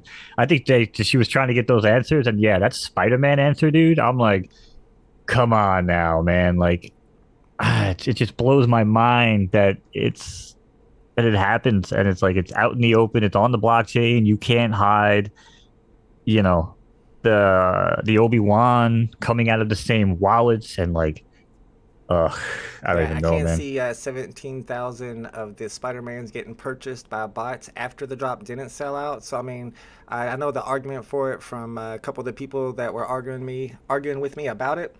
Their argument was, oh, they just all those bots knew that these were the first Spider-Man, so they just bought them all up, and then they were going to sell them whenever they pumped. But I mean, that's not only are you saying are the bots able to get the drops ahead of us, but they're also that much smarter than us that they understood that those were going to be worth so much, even though there were 34,000 of them, and nobody else in BB could figure that out. So the bots were smart enough to get them, but then BB was smart enough to catch them. And then the problem is, at that time, BB is telling people in the AMA less than 1% of drops are going to bots. So if they actually did catch Right. 17,000, then they know it wasn't 1% going to bots. So that if that is true, then they lied in the first place. So either way, true or not, it don't look Right. good. Right, but even on top of that, right, because you're absolutely right. And here's the thing too, right? We haven't seen any other collectibles that came from the quote unquote 1% of the bots, right? We haven't seen any other collectibles and any other wallets where like assets were moved, like they were stripped from another account, like Right. David, you said the other night. Like if we saw that popping up on tons of other wallets and other assets, you might be like, hey, you know what? That makes sense, right? It lines up with how the company normally does things. But we haven't seen that. Those bot accounts, from what everybody says and everybody shows, they're like locked. Right. They can't be used. Like they're just sitting there without KYC, and those assets are just going to sit there, right, cutting the supply. So if that's the case, then why would those 17,000 Spider-Mans go directly from the store to that wallet? It's not like there's traces of them going from like a bot wallet then being pulled into another wallet, right? Like Well, that's because it was it's just before IMX. It was before they were minted on IMX. okay. So is that the case there? Okay, so then Yeah, that's what I'm because saying. my All right, so argument that's to why. them, because that was my argument to them was like they can't be bots that were confiscated because it says on a Mutascan this is when they were minted. But then they reminded me that those were actually released during the Go Chain era, so that Okay, whenever all those got transferred over to IMX, they just directly said minted instead of transferred. yeah, but let's be real, right? Uh, if that's the case, and we all know that up until maybe what January or February of last year, VB didn't acknowledge bots or give a crap about bots, and I know that for a fact because that's I got in a few months prior to that and got absolutely rinsed thanks to the bots. Okay, so when they finally acknowledged that there was a bot problem, and then we had the issue, and they started trying to crack down on it and come up with all these new creative ways before KYC. But that just doesn't, still the story doesn't line up to me, man. But here's the thing: you said it earlier, and I've said it to my girl, and I've said it to every single person. Mark Cuban has a saying, man, and I think Kevin O'Leary is the same way. But Mark Cuban, this guy got his whole freaking empire from door to door selling garbage bags. All right, you follow the money. If you want to make money, you follow the money. And all the money in this world that we live in, majority of it, comes from Disney, comes from Marvel, comes from Nike, comes from all these companies that are just going balls deep into the Web3 world. I'm not going to call it the metaverse because I hate the metaverse. They're all going into this Web3 world where everything is, ownable. It's going to link to some other wallet. It's going to link to a video game. It's going to link to a physical object, digital, and all this crazy stuff, right?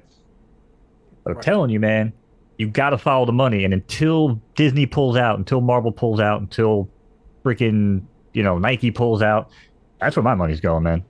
So I will continue to put money into VB. I will, but again, what are you going to buy, Volt? Tell me something that's not on VB today that you're looking forward to. And I know, all right, Pokemon, Dragon Ball Z. All right, give me something that someone really gives a crap about, like actual collectibles, because I don't know if there is anything left. You're crazy, bro. There's millions, millions. I mean, right off the top, personally, I wish they would get the Hall of Fame license, maybe get the Topps license, and put out old baseball cards. Give me a Nobody 1952 Mickey cares. Mouse. There's other platforms that done that, and they never sell out. They can buy them right now for a quarter. If it was on VB, Nobody it'd be cares about different. that crap. What about Supreme? Drop some Supreme accessories that I can put a Supreme T-shirt or some shoes, some Nike shoes on my Batman. Yeah, I didn't think you Nah. didn't say. Yeah, you got nothing to say These, about these things that, aren't do you? these things aren't going to sell out though, bro. Like I'm talking about things that are going to sell out that are hot. You know what? Fully, Ferrari, actually, if they dropped Porsche. Hot Wheels, if they got the Hot Wheels license and then tied it into some sort of like game, like a racing game, boom, that'll sell Well, out. they've already Now we're teased a racing talking. game. A racing game is supposed to be coming, but Dennis O'Connor, Yeah. and we were talking about this on the stream, I think today or yesterday during my drop stream. I've been trying to tell people Barbie first appearance is gonna be huge. That's one of the most collectible things in history. Barbie first appearance, in my opinion, I'm excited for it, and obviously I'm not a Barbie collector. All right, guys, it's race time. Here we go. Maybe I'll eat my words, but I have a hard time thinking anybody on the blockchain gives a flying shit about Barbie. That's just me. I could be wrong.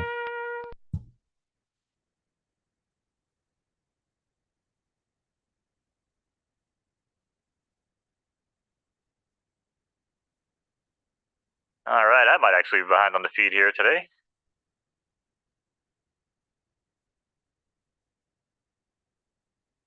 Eight in the gate, here we go. And giddy up. They're rolling here in the Hancock allowance. And it's Hope I Can Run is looking good up to the name so far in front of Bouncing Base 06. And it's Out of Pin in third, followed by Naughty by Nature. Then it's Melody Girl and J.O.'s Beauty rounds out your top six here as they make their way around the first turn. And the 7 furlong left turning affair on the soft turf. It's Naughty by Nature, not 'cause I hate ya, as he runs along in first here in front of Out of Pin and Bouncing Base. And right on cue now, it's Out of Pin with awkward eye contact and takes their share of the lead. And not to be outdone, there goes Bouncing Base. Now it's Bouncing Base by half a length, and down at the rail, it's Hope I Can Run. And in front of Hope I Can Run, that's Out of Pin on the outside as these three continue to trek into the far turn. Around the track they go, half miles gone and 47 and change. They are picking up the pace and picking up the hooves as Bouncing Base now looks to clear the pack here down the home stretch. And Bouncing Base now by 2. Would hope I can run down at the rail, but hanging here down the center of the track with willingly. It's going to be Grip the Carpet Shark. 100 meters to go, and swallowed like a wet blanket is Bouncing Base as Grip the Carpet Shark and Melody Girl take him to the wire. It's going to be Grip the Carpet Shark with a beautiful finish over Melody Girl and Bouncing Base. Grifta Carpet Shark, a stream favorite. We've seen that horse run several times. Gets the win. Congratulations to Dogs of Anarchy. That's a chat winner. Let's go. Dogs of Anarchy with Grifta Carpet Shark. And Bouncing Base 06 from Base Labs gets a nice third place finish there. Let's go. Yeah, you were coming in strong at the end there, Base Lab. I thought you might have pulled that one off, but that Grifta Carpet Shark horse, we've seen him race a few times. All right, looks like we got about 12 minutes before the next race begins. The Adirondack Club Stakes. I've heard of it. It's a place. I know what Adirondack is. It's just hard to say. And we're gonna try to put in a bet real quick on this. We can't come again. Come again on that one. What race is that? I can't. Adirondack. I can't do it in my Adirondack. Adirondack. Oh, thank you. Why am I even trying, Mo? Why am I still can't. All right, let's put a bet on this Chili Pepper Club Stakes. I can say Chili Pepper. Let's just race that race. All right, we got the Chili Pepper Club Stakes. This one's coming up in like 22 minutes, but we got 12 minutes to make a bet. I'm probably going to bet on my horse here. I got Shaq in this race, and I've been digging Shaq lately. Looks like the condition is going to be yielding, and it's right in dirt. So let's see what kind of horses we got in here.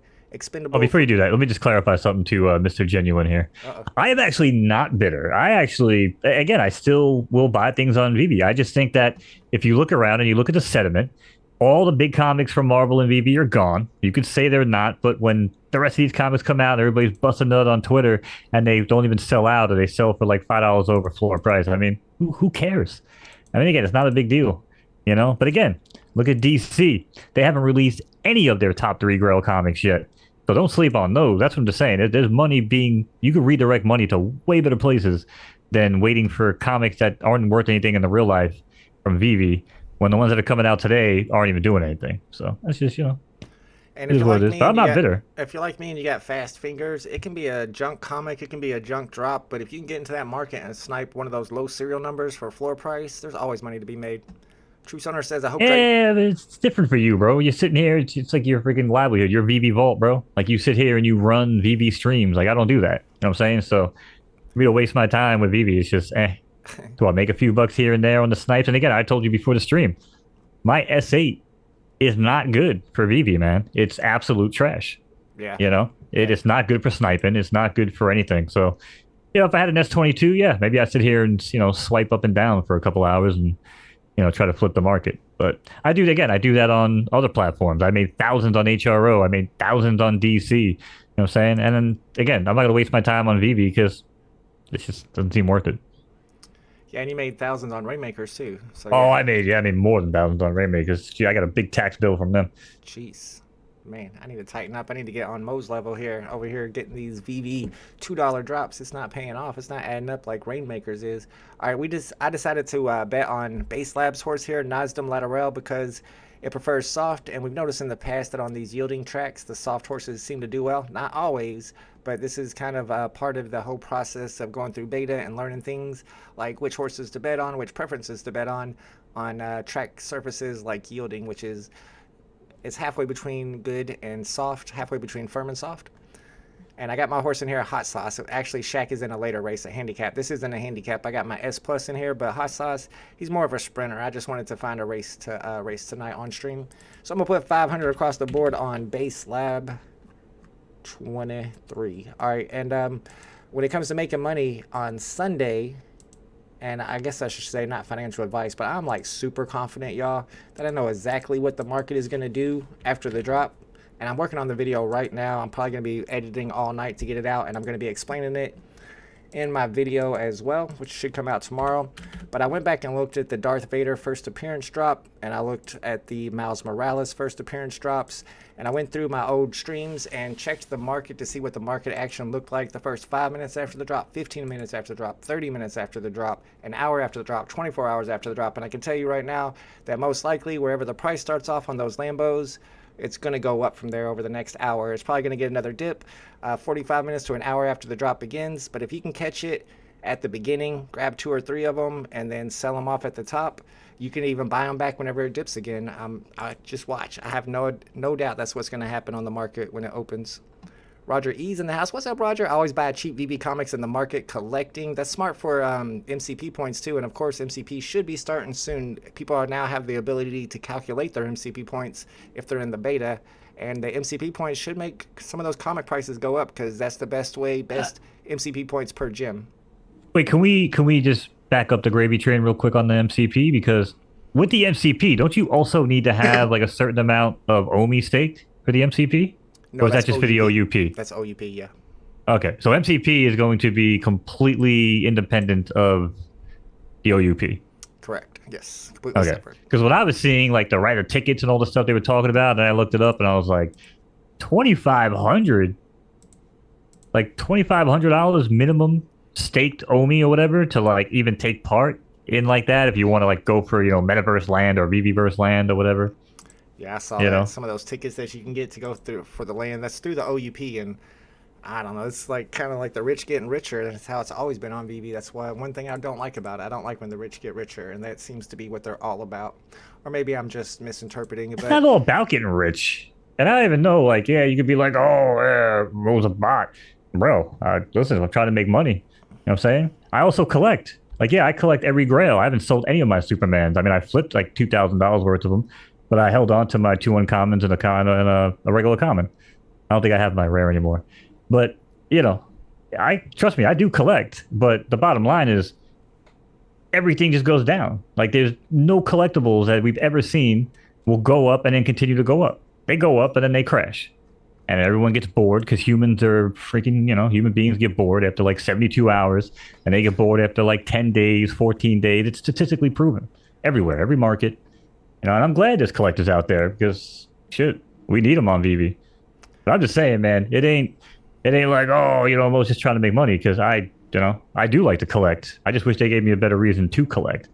HRO gives me a great reason to collect. They give you random ass airdrops, so.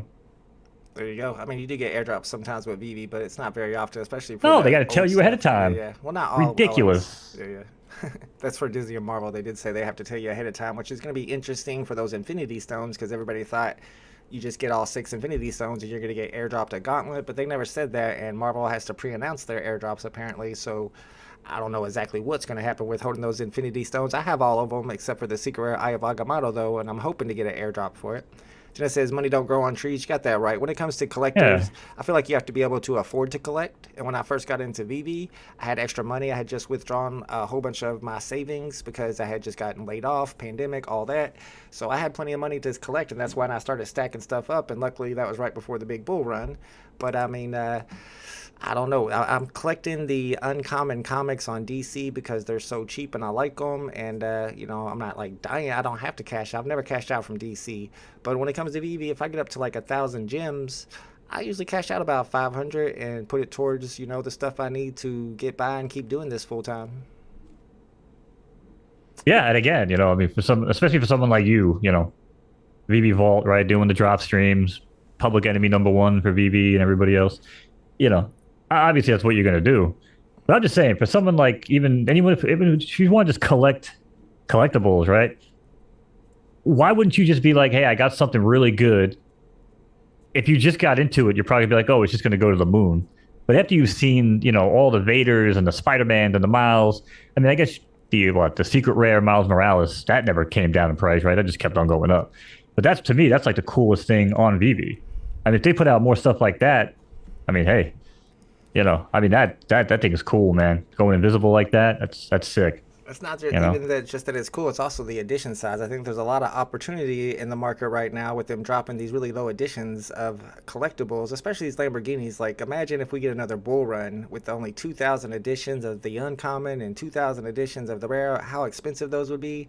It would be ridiculous. And the opportunity that I've noticed is on some of the comics, for example, I picked up 11 of the Amazing Spider-Man #2 commons, because that's one of the editions that only has 7,500 total, and it's lower than any other one, and it's not necessarily a grail, but it's Amazing Spider-Man #2, and it's the first appearance. So I'm buying these at under 18, and knowing that it's going to go to 40 eventually. It's already pumped up to 25, but I mean, there's opportunity there if you have enough experience and you know what to grab, and you go with the scarcity. You combine scarcity and IP together. I kind of cut out on buying the art because now there's really good IP with low scarcity.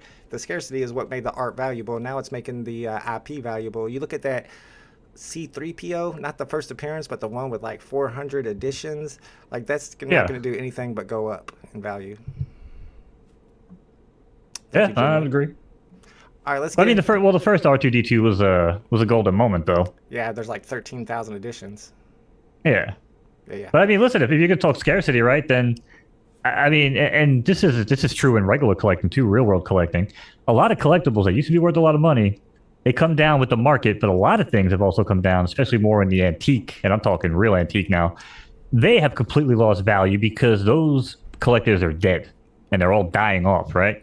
Yeah. And honestly, if you think about this, you could even take it a step further that maybe the people that are going to be the biggest collectors on VB in this whole Web3 world, they're not going to give a damn about Spider-Man or Thor or any of these guys either, or the Iron Mans. You know what I'm saying? They might actually be the one to roll about, America Chavez and Doctor Strange and like these newer characters who are, taking precedence, right, in the new MCU. So who knows, man? Like that might be the play because I think with the mid size on the America Chavez, I've been stacking those. I think that right there, man, that's gonna be a good play long term I think that's a because good if she play. is, She was in the you last know, movie too, in the MCU movie, and she seems to be pretty popular. And it's a really good looking collectible, especially the one that's not as scarce as, I guess it's the secret rare, the one that's less scarce, but it's animated, it has the star in the background. that's the one I stack. Yep, Yep, that that's one's the one super I'm cheap. stacking. Yeah, I think that's a good pickup. Dennis O'Connor says, I originally invested 500 into Omi and 200 into EV. I've cashed out and have a decent collection of comics and trying to flip what I can. You start off with 200. Oh, you did just fine. You're doing good. Genuine's into the low mints. I'm not big on low mints, holding them, but I'm big on flipping them. What's up, Pocono? Thanks for hanging out with us. We got the, I can't say that word, Club Steak starting off in about 45 seconds. Dennis, I like to say that I invested about 4,000 originally into VB, but I have to calculate it kind of odd because I really put my money into Zed Run first. I put a lot of money into Zed Run. I had some Genesis horses, and as I mentioned before on the stream, I ended up trading all my horses for a couple of VB NFTs, a couple of high-priced VB NFTs, and then I sold one of those high-priced NFTs for 4,000 cash. So I got my original investment back, and I've cashed out probably another 5 or 6 thousand. So I'm up on it, but my collection is getting low, honestly. All right, guys, it's time for the race. Good luck. Yeah, I got to be like 1,000 deep on VB. All right. If it wasn't for Action Comic #1 cards on HRO, I would have got it out of NFTs a long time ago, chat. So you're welcome. Thankfully, I'm still here. We can call races.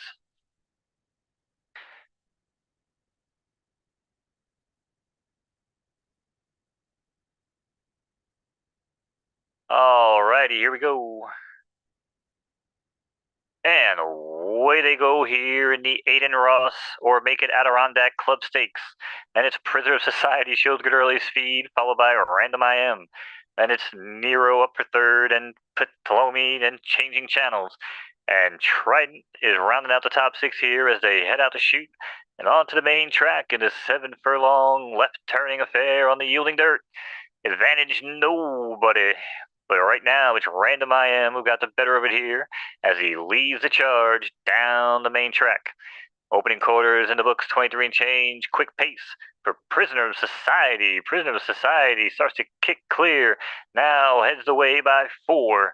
And it's a break to Nero on the extreme outside, who now starts to pick up the pace of his own. And it's changing channels back in between horses. Random IM on the extreme outside. And Trident is being bumped around here, being passed by Son of Some. And Random IM now also moves up as well with Ptolemy.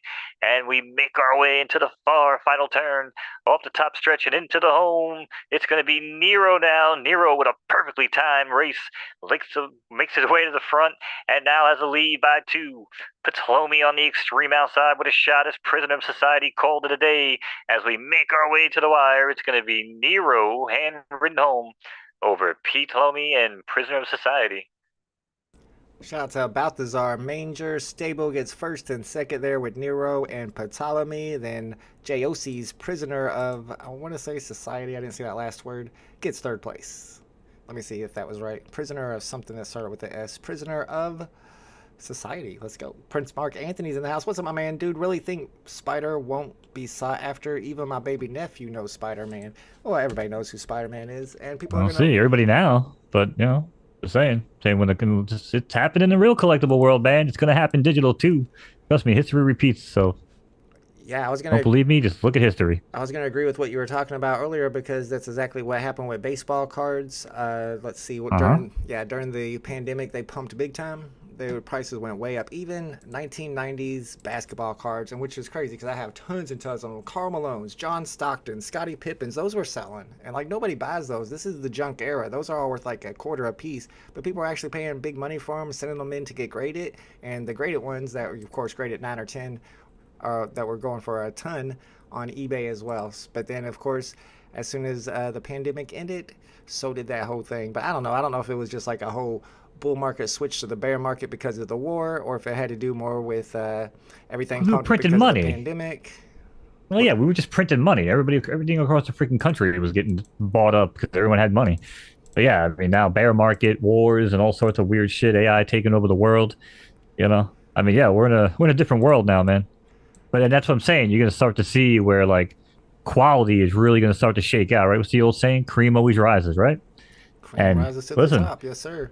yeah, and all these companies and all these Web3s, Zed runs a good example, right? Like they just keep trying, they keep trying and trying and trying to fix their broken ass game, and they can't do it because they're already so far behind. They're just gonna piss off. They're gonna piss off somebody and some big whale, no matter what decision they make, because they made way too many bad decisions. They buried themselves in problems, and now they're just screwed.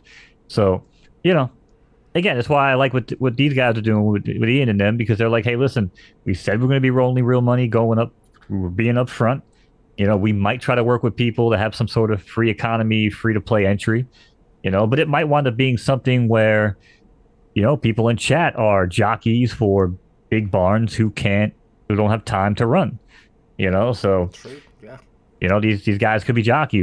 I also would like to see horse, like syndicates open up, where 10 people in chat, can get together through the blockchain. There's no shady shit where you got to trust people with money and, handshake agreements, where it's all done through the website.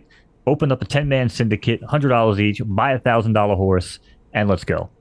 You know what I'm saying? Now you 10 people own that horse. You all split it 10 ways.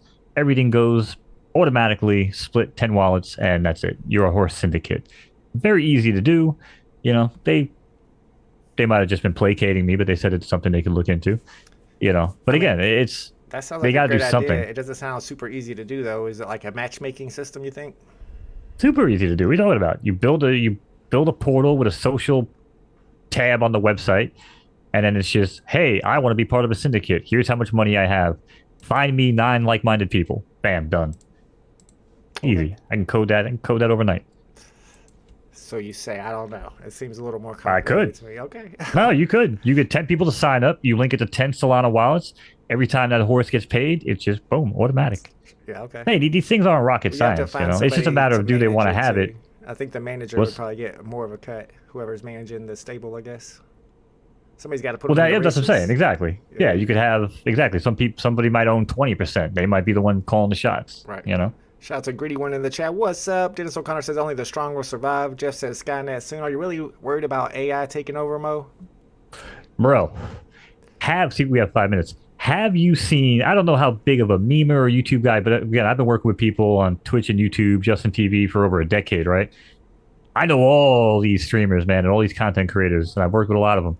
Bro, these AI bots that they got of like XQC, Hassan, now they got Joe Rogan, Jordan Peterson. They got what's his face? The one I always make fun of with the Bugatti, Tate. Yeah. They got him. They got all these big streamers, bro, and now the AI has been learning and training itself over the past 10 days. It's a guy, Athene Live on Twitch. He created this whole thing, man. He trained all these bots just like the streamers and the content creators. But yeah, he's got Joe Rogan, Elon Musk. They have conversations with each other and they learn from each other as the conversation is going on over the course of days and weeks now. And it's going to be to the point where they're going to set it up 24 hours a day and they're just going to, take things from chat and like take conversations and just boom, just run with it. But yo, AI, this technology is no joke. I'm not going to tell you what tokens I invest in, but I am up 500, 800% on most of them. Um, do some research if you're interested. AI shit is taking over the world, man. I said it to like 2 years ago to my girl. When you look into like how companies are getting tax breaks and tax credits for investing in automated technology and AI technology, no one realized exactly what they've been doing. They've just been doing it to basically fire every single person or 90% of the workforce. You don't need these people anymore. All right. AI can do everything from take orders to make cappuccino to freaking move it to the window to hand it to somebody and even say thank you and probably have a better conversation than a normal human being would nowadays. It's sad, but it's true. I mean, I personally, I'm a little bit already, I'm a little bit tired of these machines and all these stores that want you to check out yourself. I mean, come on, half the time, it's like if I can't find something, I got nobody to ask. I can't ask the machine where's the dog Oh, food you at or can. something. Oh, yes, you can. Not, Go ask ChatGPT. Go ask ChatGPT anything. And I guarantee within the next 6 months to a year, ChatGPT or some sort of open AI powered thing will be in that supermarket. And you can walk up to it and be like, hey, can you tell me what aisle the Alpo is on? And they will take you there. And they might even, you'll have your AR goggles on and they'll show you a hologram like you're in a video game, bro, step by step, how to get to the Alpo food aisle. All I'm telling you, it's already working exactly how you're talking. And it's going to invade everywhere in the next what's that going to do to six, society if nobody 18 months. has any jobs? Society doesn't care. Society already doesn't want to work. Have you been anywhere in the past 2 to 3 years? Society is a joke.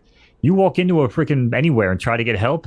You got to get these kids off their freaking phones first and foremost, and then you get some dumb-witted answer or some, and they just point. Well, you live in New Nobody York, knows. bro. Nobody cares. I've Yeah, got some nice cashiers before. I mean, they exist. I've been a cashier before. I was a nice cashier. I mean, there are people out yeah. there. Before we're talking in the past. I'm talking present. All right, so tell me this: Present. what is this person supposed to do who's uneducated and they need to make some money to survive, to eat food, to get rent, and they can't work at McDonald's or the gas station because now the robots are doing all those jobs? Then you better sign into some metaverse Web3 project and be a dumbass on the internet because that's where we're heading. The world, the culture already wants to be there. And again, there's studies that show this. And COVID, I'm not gonna, I don't want to get conspiracy theory here, but there are thoughts out there that pandemic we were pushed inside to be basically forced to be reliant on government, which would then force us into some weird subculture of society that basically now we want to be inside because again people were already, turning to digital technology anyway before COVID, but it accelerated the fact of how people are okay with it. Now people are like, oh, I kind of want to sit home and get paid to do nothing. And if I do go to work, I'm just going to try to get fired, So Yeah, but it's one of them things, man. I wouldn't think that the American government or something did that on purpose to push that agenda. It just happened maybe to work out that way, or maybe China did it on purpose to push the agenda. Winked says, if a robot Hmm? can take your job, what were you doing? Give me one job that a robot can't take. I mean, a year from now, you could be looking at a fake me and a fake Mo, a fake Vault and a fake Mo running these photo finish live streams because why not? All the I'm already AI would coding just it. have to listen to 5 or 6 of our streams and be able to pick up our the stuff we say, and they could just take over and do it themselves, right? Yep. Yep, absolutely. That's I not mean, cool. listen, people be like, oh, well, how are you going to live in a house if there's robots everywhere? Well, guess what? There's AI and there's robots that actually build houses. I don't know if you've ever seen them, but they're freaking amazing, man. Yeah, they pour concrete. They do all sorts of crazy shit. It's insane. All right, you're blowing my mind. All right, it's race time. Good luck if you're in this race. I got a horse in this race, hot sauce.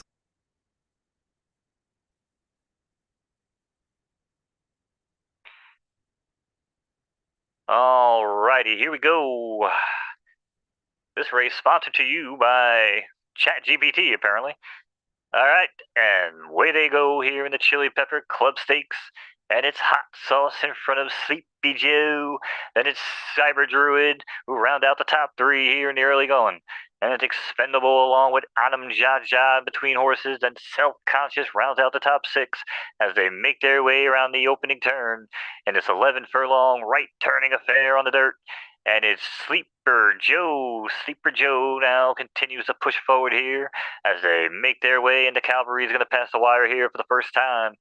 Everybody wave to your current leader, Sleepy Joe. And it's Sleeper Joe going to be bringing them by here for the first time. And to break up two between horses now. That's a Nam Jaja who starts to advance. Also looking good down at the rail. That's Expendable with a ground saving trip. Then it's Cyber Druid. Break of two more. That's Self Conscious. And now it's Hot Sauce. Put some hot sauce on my burrito, baby. And it's Half Mile and 49 and change. And it's Adam Jaja with a sweeping, powerful move on the outside. But now is overtaken by Expendable with that trip down at the rail. Once again, proving to be good place, good positioning. And Expendable now pushes forward here and opens up by a length. And it's Cyber Druid who's going to pump on the brakes here and sit chilly in second. And Sleeper Joe down at the rail. Break of four on the extreme outside. That's Knowz Lateral. Knowz Lateral, once running in the back of the pack, now showing promise here as we make our way into the final turn. Hot Sauce now also looking well here, but they got some work to do, Lucy, rather, over Expendable. As Expendable continues into the final turn. And Expendable now looks to open up here by a length. Maybe two over Cyber Druid, who might have called it a day. On the far outside, it's Hot Sauce. And Hot Sauce with Cyber Druid are trying to take over the lead, and they do with a perfectly cut turn. And final 200 meters now, it's Cyber Druid the one to catch. Cyber Druid and Hot Sauce and Cyber Druid. Who's it going to be? Final 100 meters into the wire. And it's going to be Cyber Druid trying to hold on. And it's going to be Cyber Druid winning the Chili Pepper Steaks over Hot Sauce and Anam Jaja. Shout out to Cyber Druid, gets the win here over my horse by 1 length. A nice showing by Hot Sauce, though. He doesn't usually run distance races, so I'm happy with that. Balthazar Mangers gets the win, and then Anam Jaja from Leopard Thunder takes 3rd place. All right, let's get it set up. Let's see what the next race is. Genuine letting me know that tiny homes are booming. I mean, I've seen some YouTube channels, some YouTube videos about I don't want to live in a tiny home. Man, my house honestly is like 4 stories. And it's just me and my kid, and I don't want a smaller house. I'm running out of room. All right, guys, let's get ready for the next race. Let's get it set up. It starts in 10 seconds, so it's time to go. Here we go. Good luck.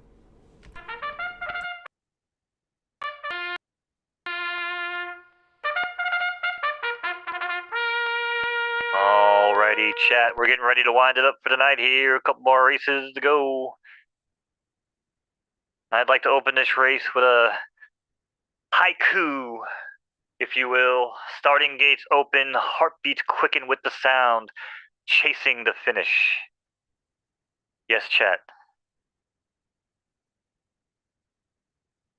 Soak that in. And they're racing here. One more time. It's the Blues Allowance, and it's Belilli. Belilli runs out to lead along with Mystery Soul. And it's Alba Regina 3-1. Weird that he's 5-1, but according to his name, he's 3-1. But then it's Stony River in 4th, followed by Right Archer's Branch as we make our way around the clubhouse turn in this 7-furlong right-turning affair on a yielding turf. Advantage no one, but the Lily might have something to say about that as they hold the lead. And it's a half length on the outside is Mystery Soul, followed by Stony River. And on the outside, wasting no time, that's Super Fi. Super Fi is looking super good as he shoots out to the lead, and nope. Mounter's Curse might have pulled a hammy there as Superfly now drops back off the leaderboard completely. As Lady Sen is now the one to catch as she opens up by 2, and then she is now swallowed. What the hell is going on here? And now new leader is Angels Above. Angels Above is the one to catch, and Angels Above by 2 with White Archer's Branch on the outside. Off the final turn, and we're heading for home. Shake 'em up, and it's White Archer's Branch is now on the outside with the lead. Angels Above throws in the towel with White Heart Branches passing the final 100 meters, and it's White Heart's Branch over Angels Above. Alba Regina down the rail, but not going to be enough time. Today, it's going to be White Heart's Branch over Alba Regina and Angels Above. White Heart's Branch gets the win. That's Jacob Cook's horse, Almighty JC. That's a chat winner. Let me bring my chat winner gift back that I keep hitting at the wrong time. Hit it at the right time. There we go. We got a winner in the chat. Congratulations. Let's go. He was here earlier. He might not be in here anymore.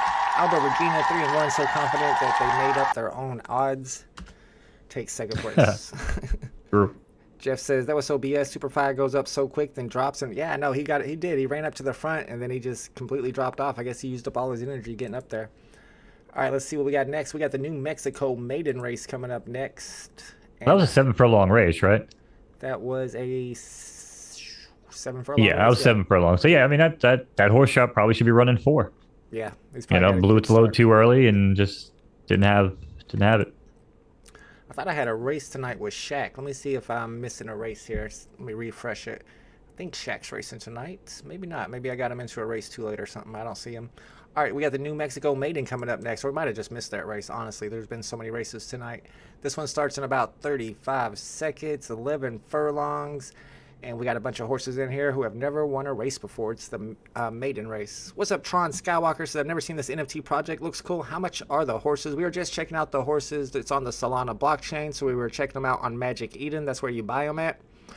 And I would say, and correct me if I'm wrong, Mo, for a horse that's about a A to B plus tier, about $200. Yeah, I think it's like 14. Solana. I think it's like 14 Solana for like an A plus on the floor price. That's not bad. All right, it's Not race bad. time, guys. Good luck if you're in this one.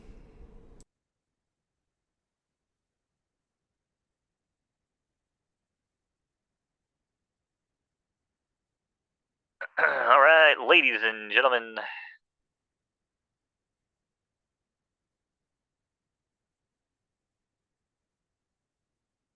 We got a 11 horse field here, ready to roll. And giddy up, it's race time here in the New Mexico Maiden. And one of these fine horses are going to pop their cherry today, and it's Kanat who shows the lead early on, and it's Volvoom. They are joined on the inside by Seed, and it comes all eyes on me and Pina Colada, with Mercer rounding out the top 6 here as they make their way around the clubhouse turn in this 11 furlong right turning affair on a good dirt track. And it's Kanat, the one to catch here as he still runs away. Opens up by a length and a half on the chasing Volvoom and Zep's side, as these three are still the top trio. And it's another break of one. That's Mercer who starts to advance here as they pass the wire for the first time. Everybody wave to Zep's side. Zep's side, your current leader.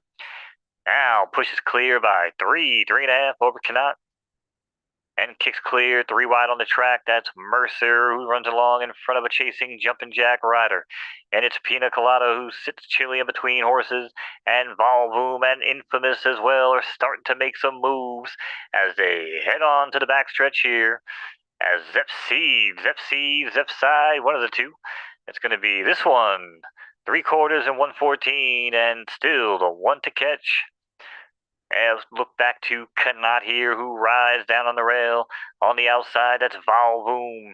Jumping Jack Rider is starting to catch some wind here and pushes up now into third over a chasing Volvoom and Mercer, who's dropping back here in the pack. But we are getting ready to head down to the lane, and it feels like Zep's side has been controlling this one through and through. But we might have some company now on the outside. Insert coin. Here comes new challenger. It's Volvoom.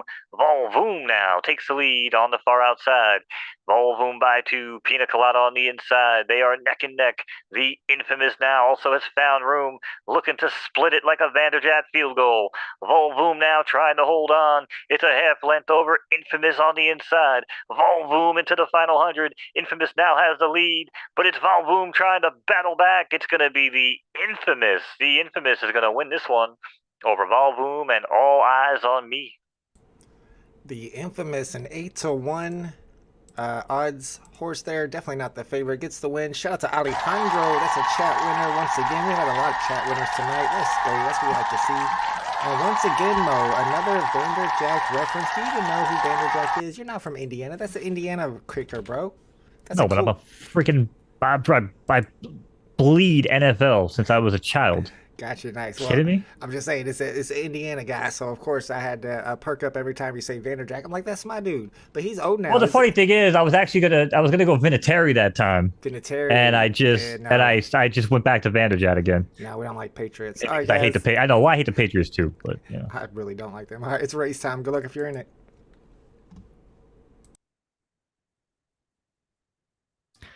And thank you for also bringing light to me recycling a reference tonight. I try not to do that, but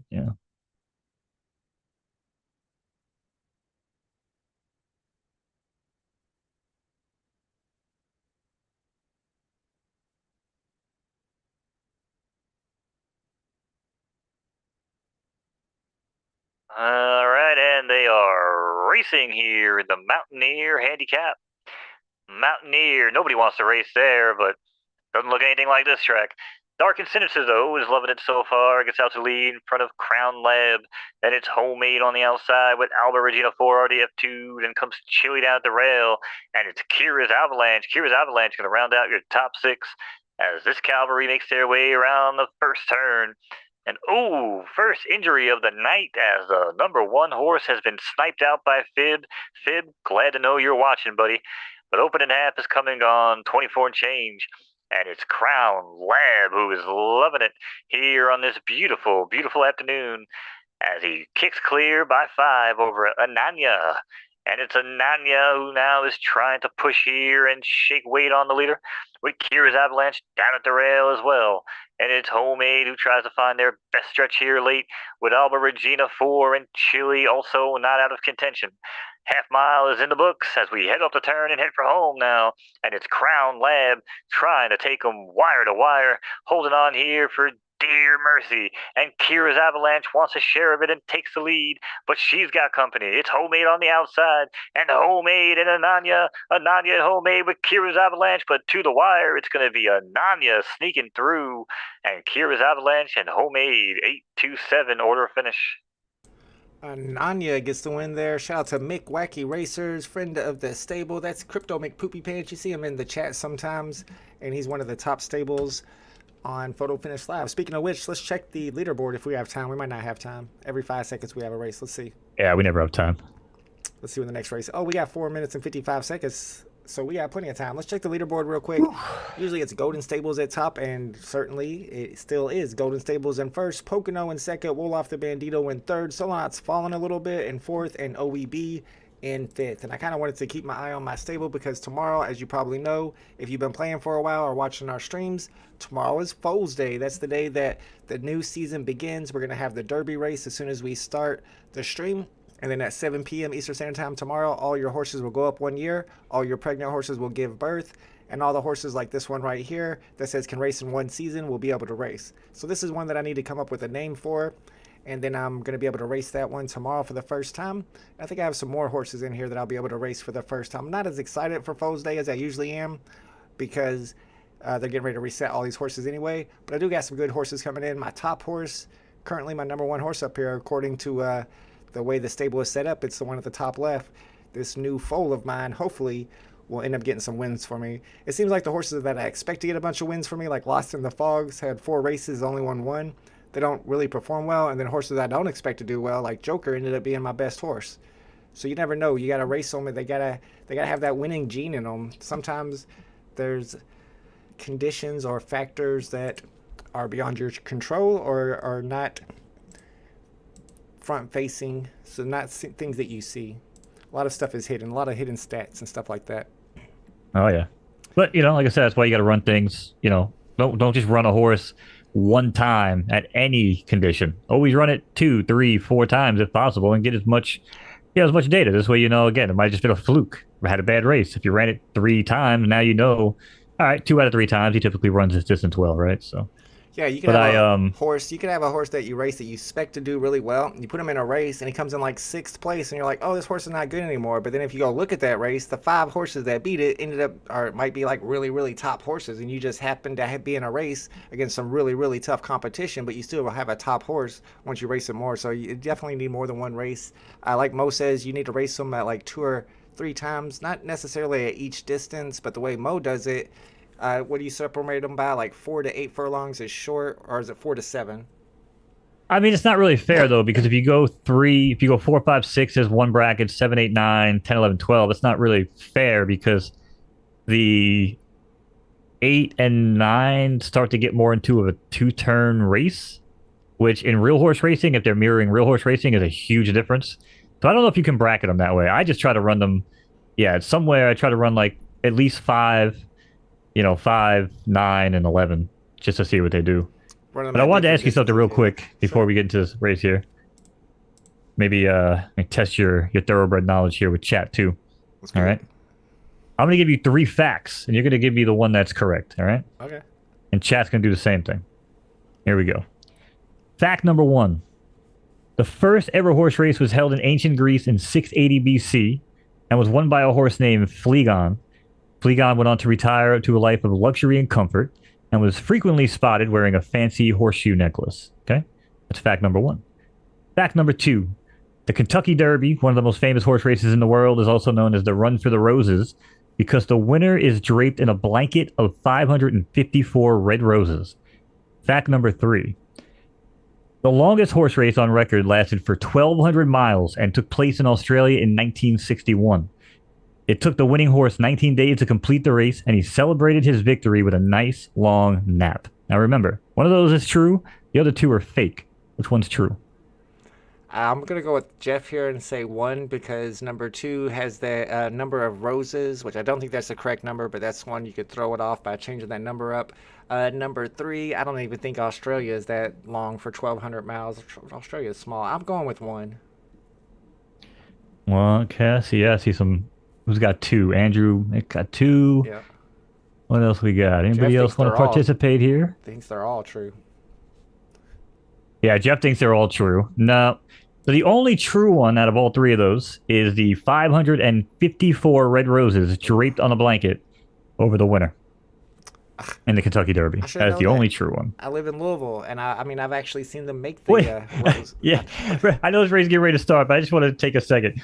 Who the hell thought that my third one of the race that lasted 12? What horse is going to run for 1,200 miles over the course of 19 days? I thought the first horse race took place in the Middle East in Arabia, but I guess not. Yeah, I think it is actually Arabia. The first American horse race took place on Long Island near me. Okay. All right, it's race time, guys. Last race of the night. Good luck if you're in it. All right, chat. Last race of the night. We're going to be running 1,200 miles over the course of 19 days. So get ready for me to call this one, chat. Here we go.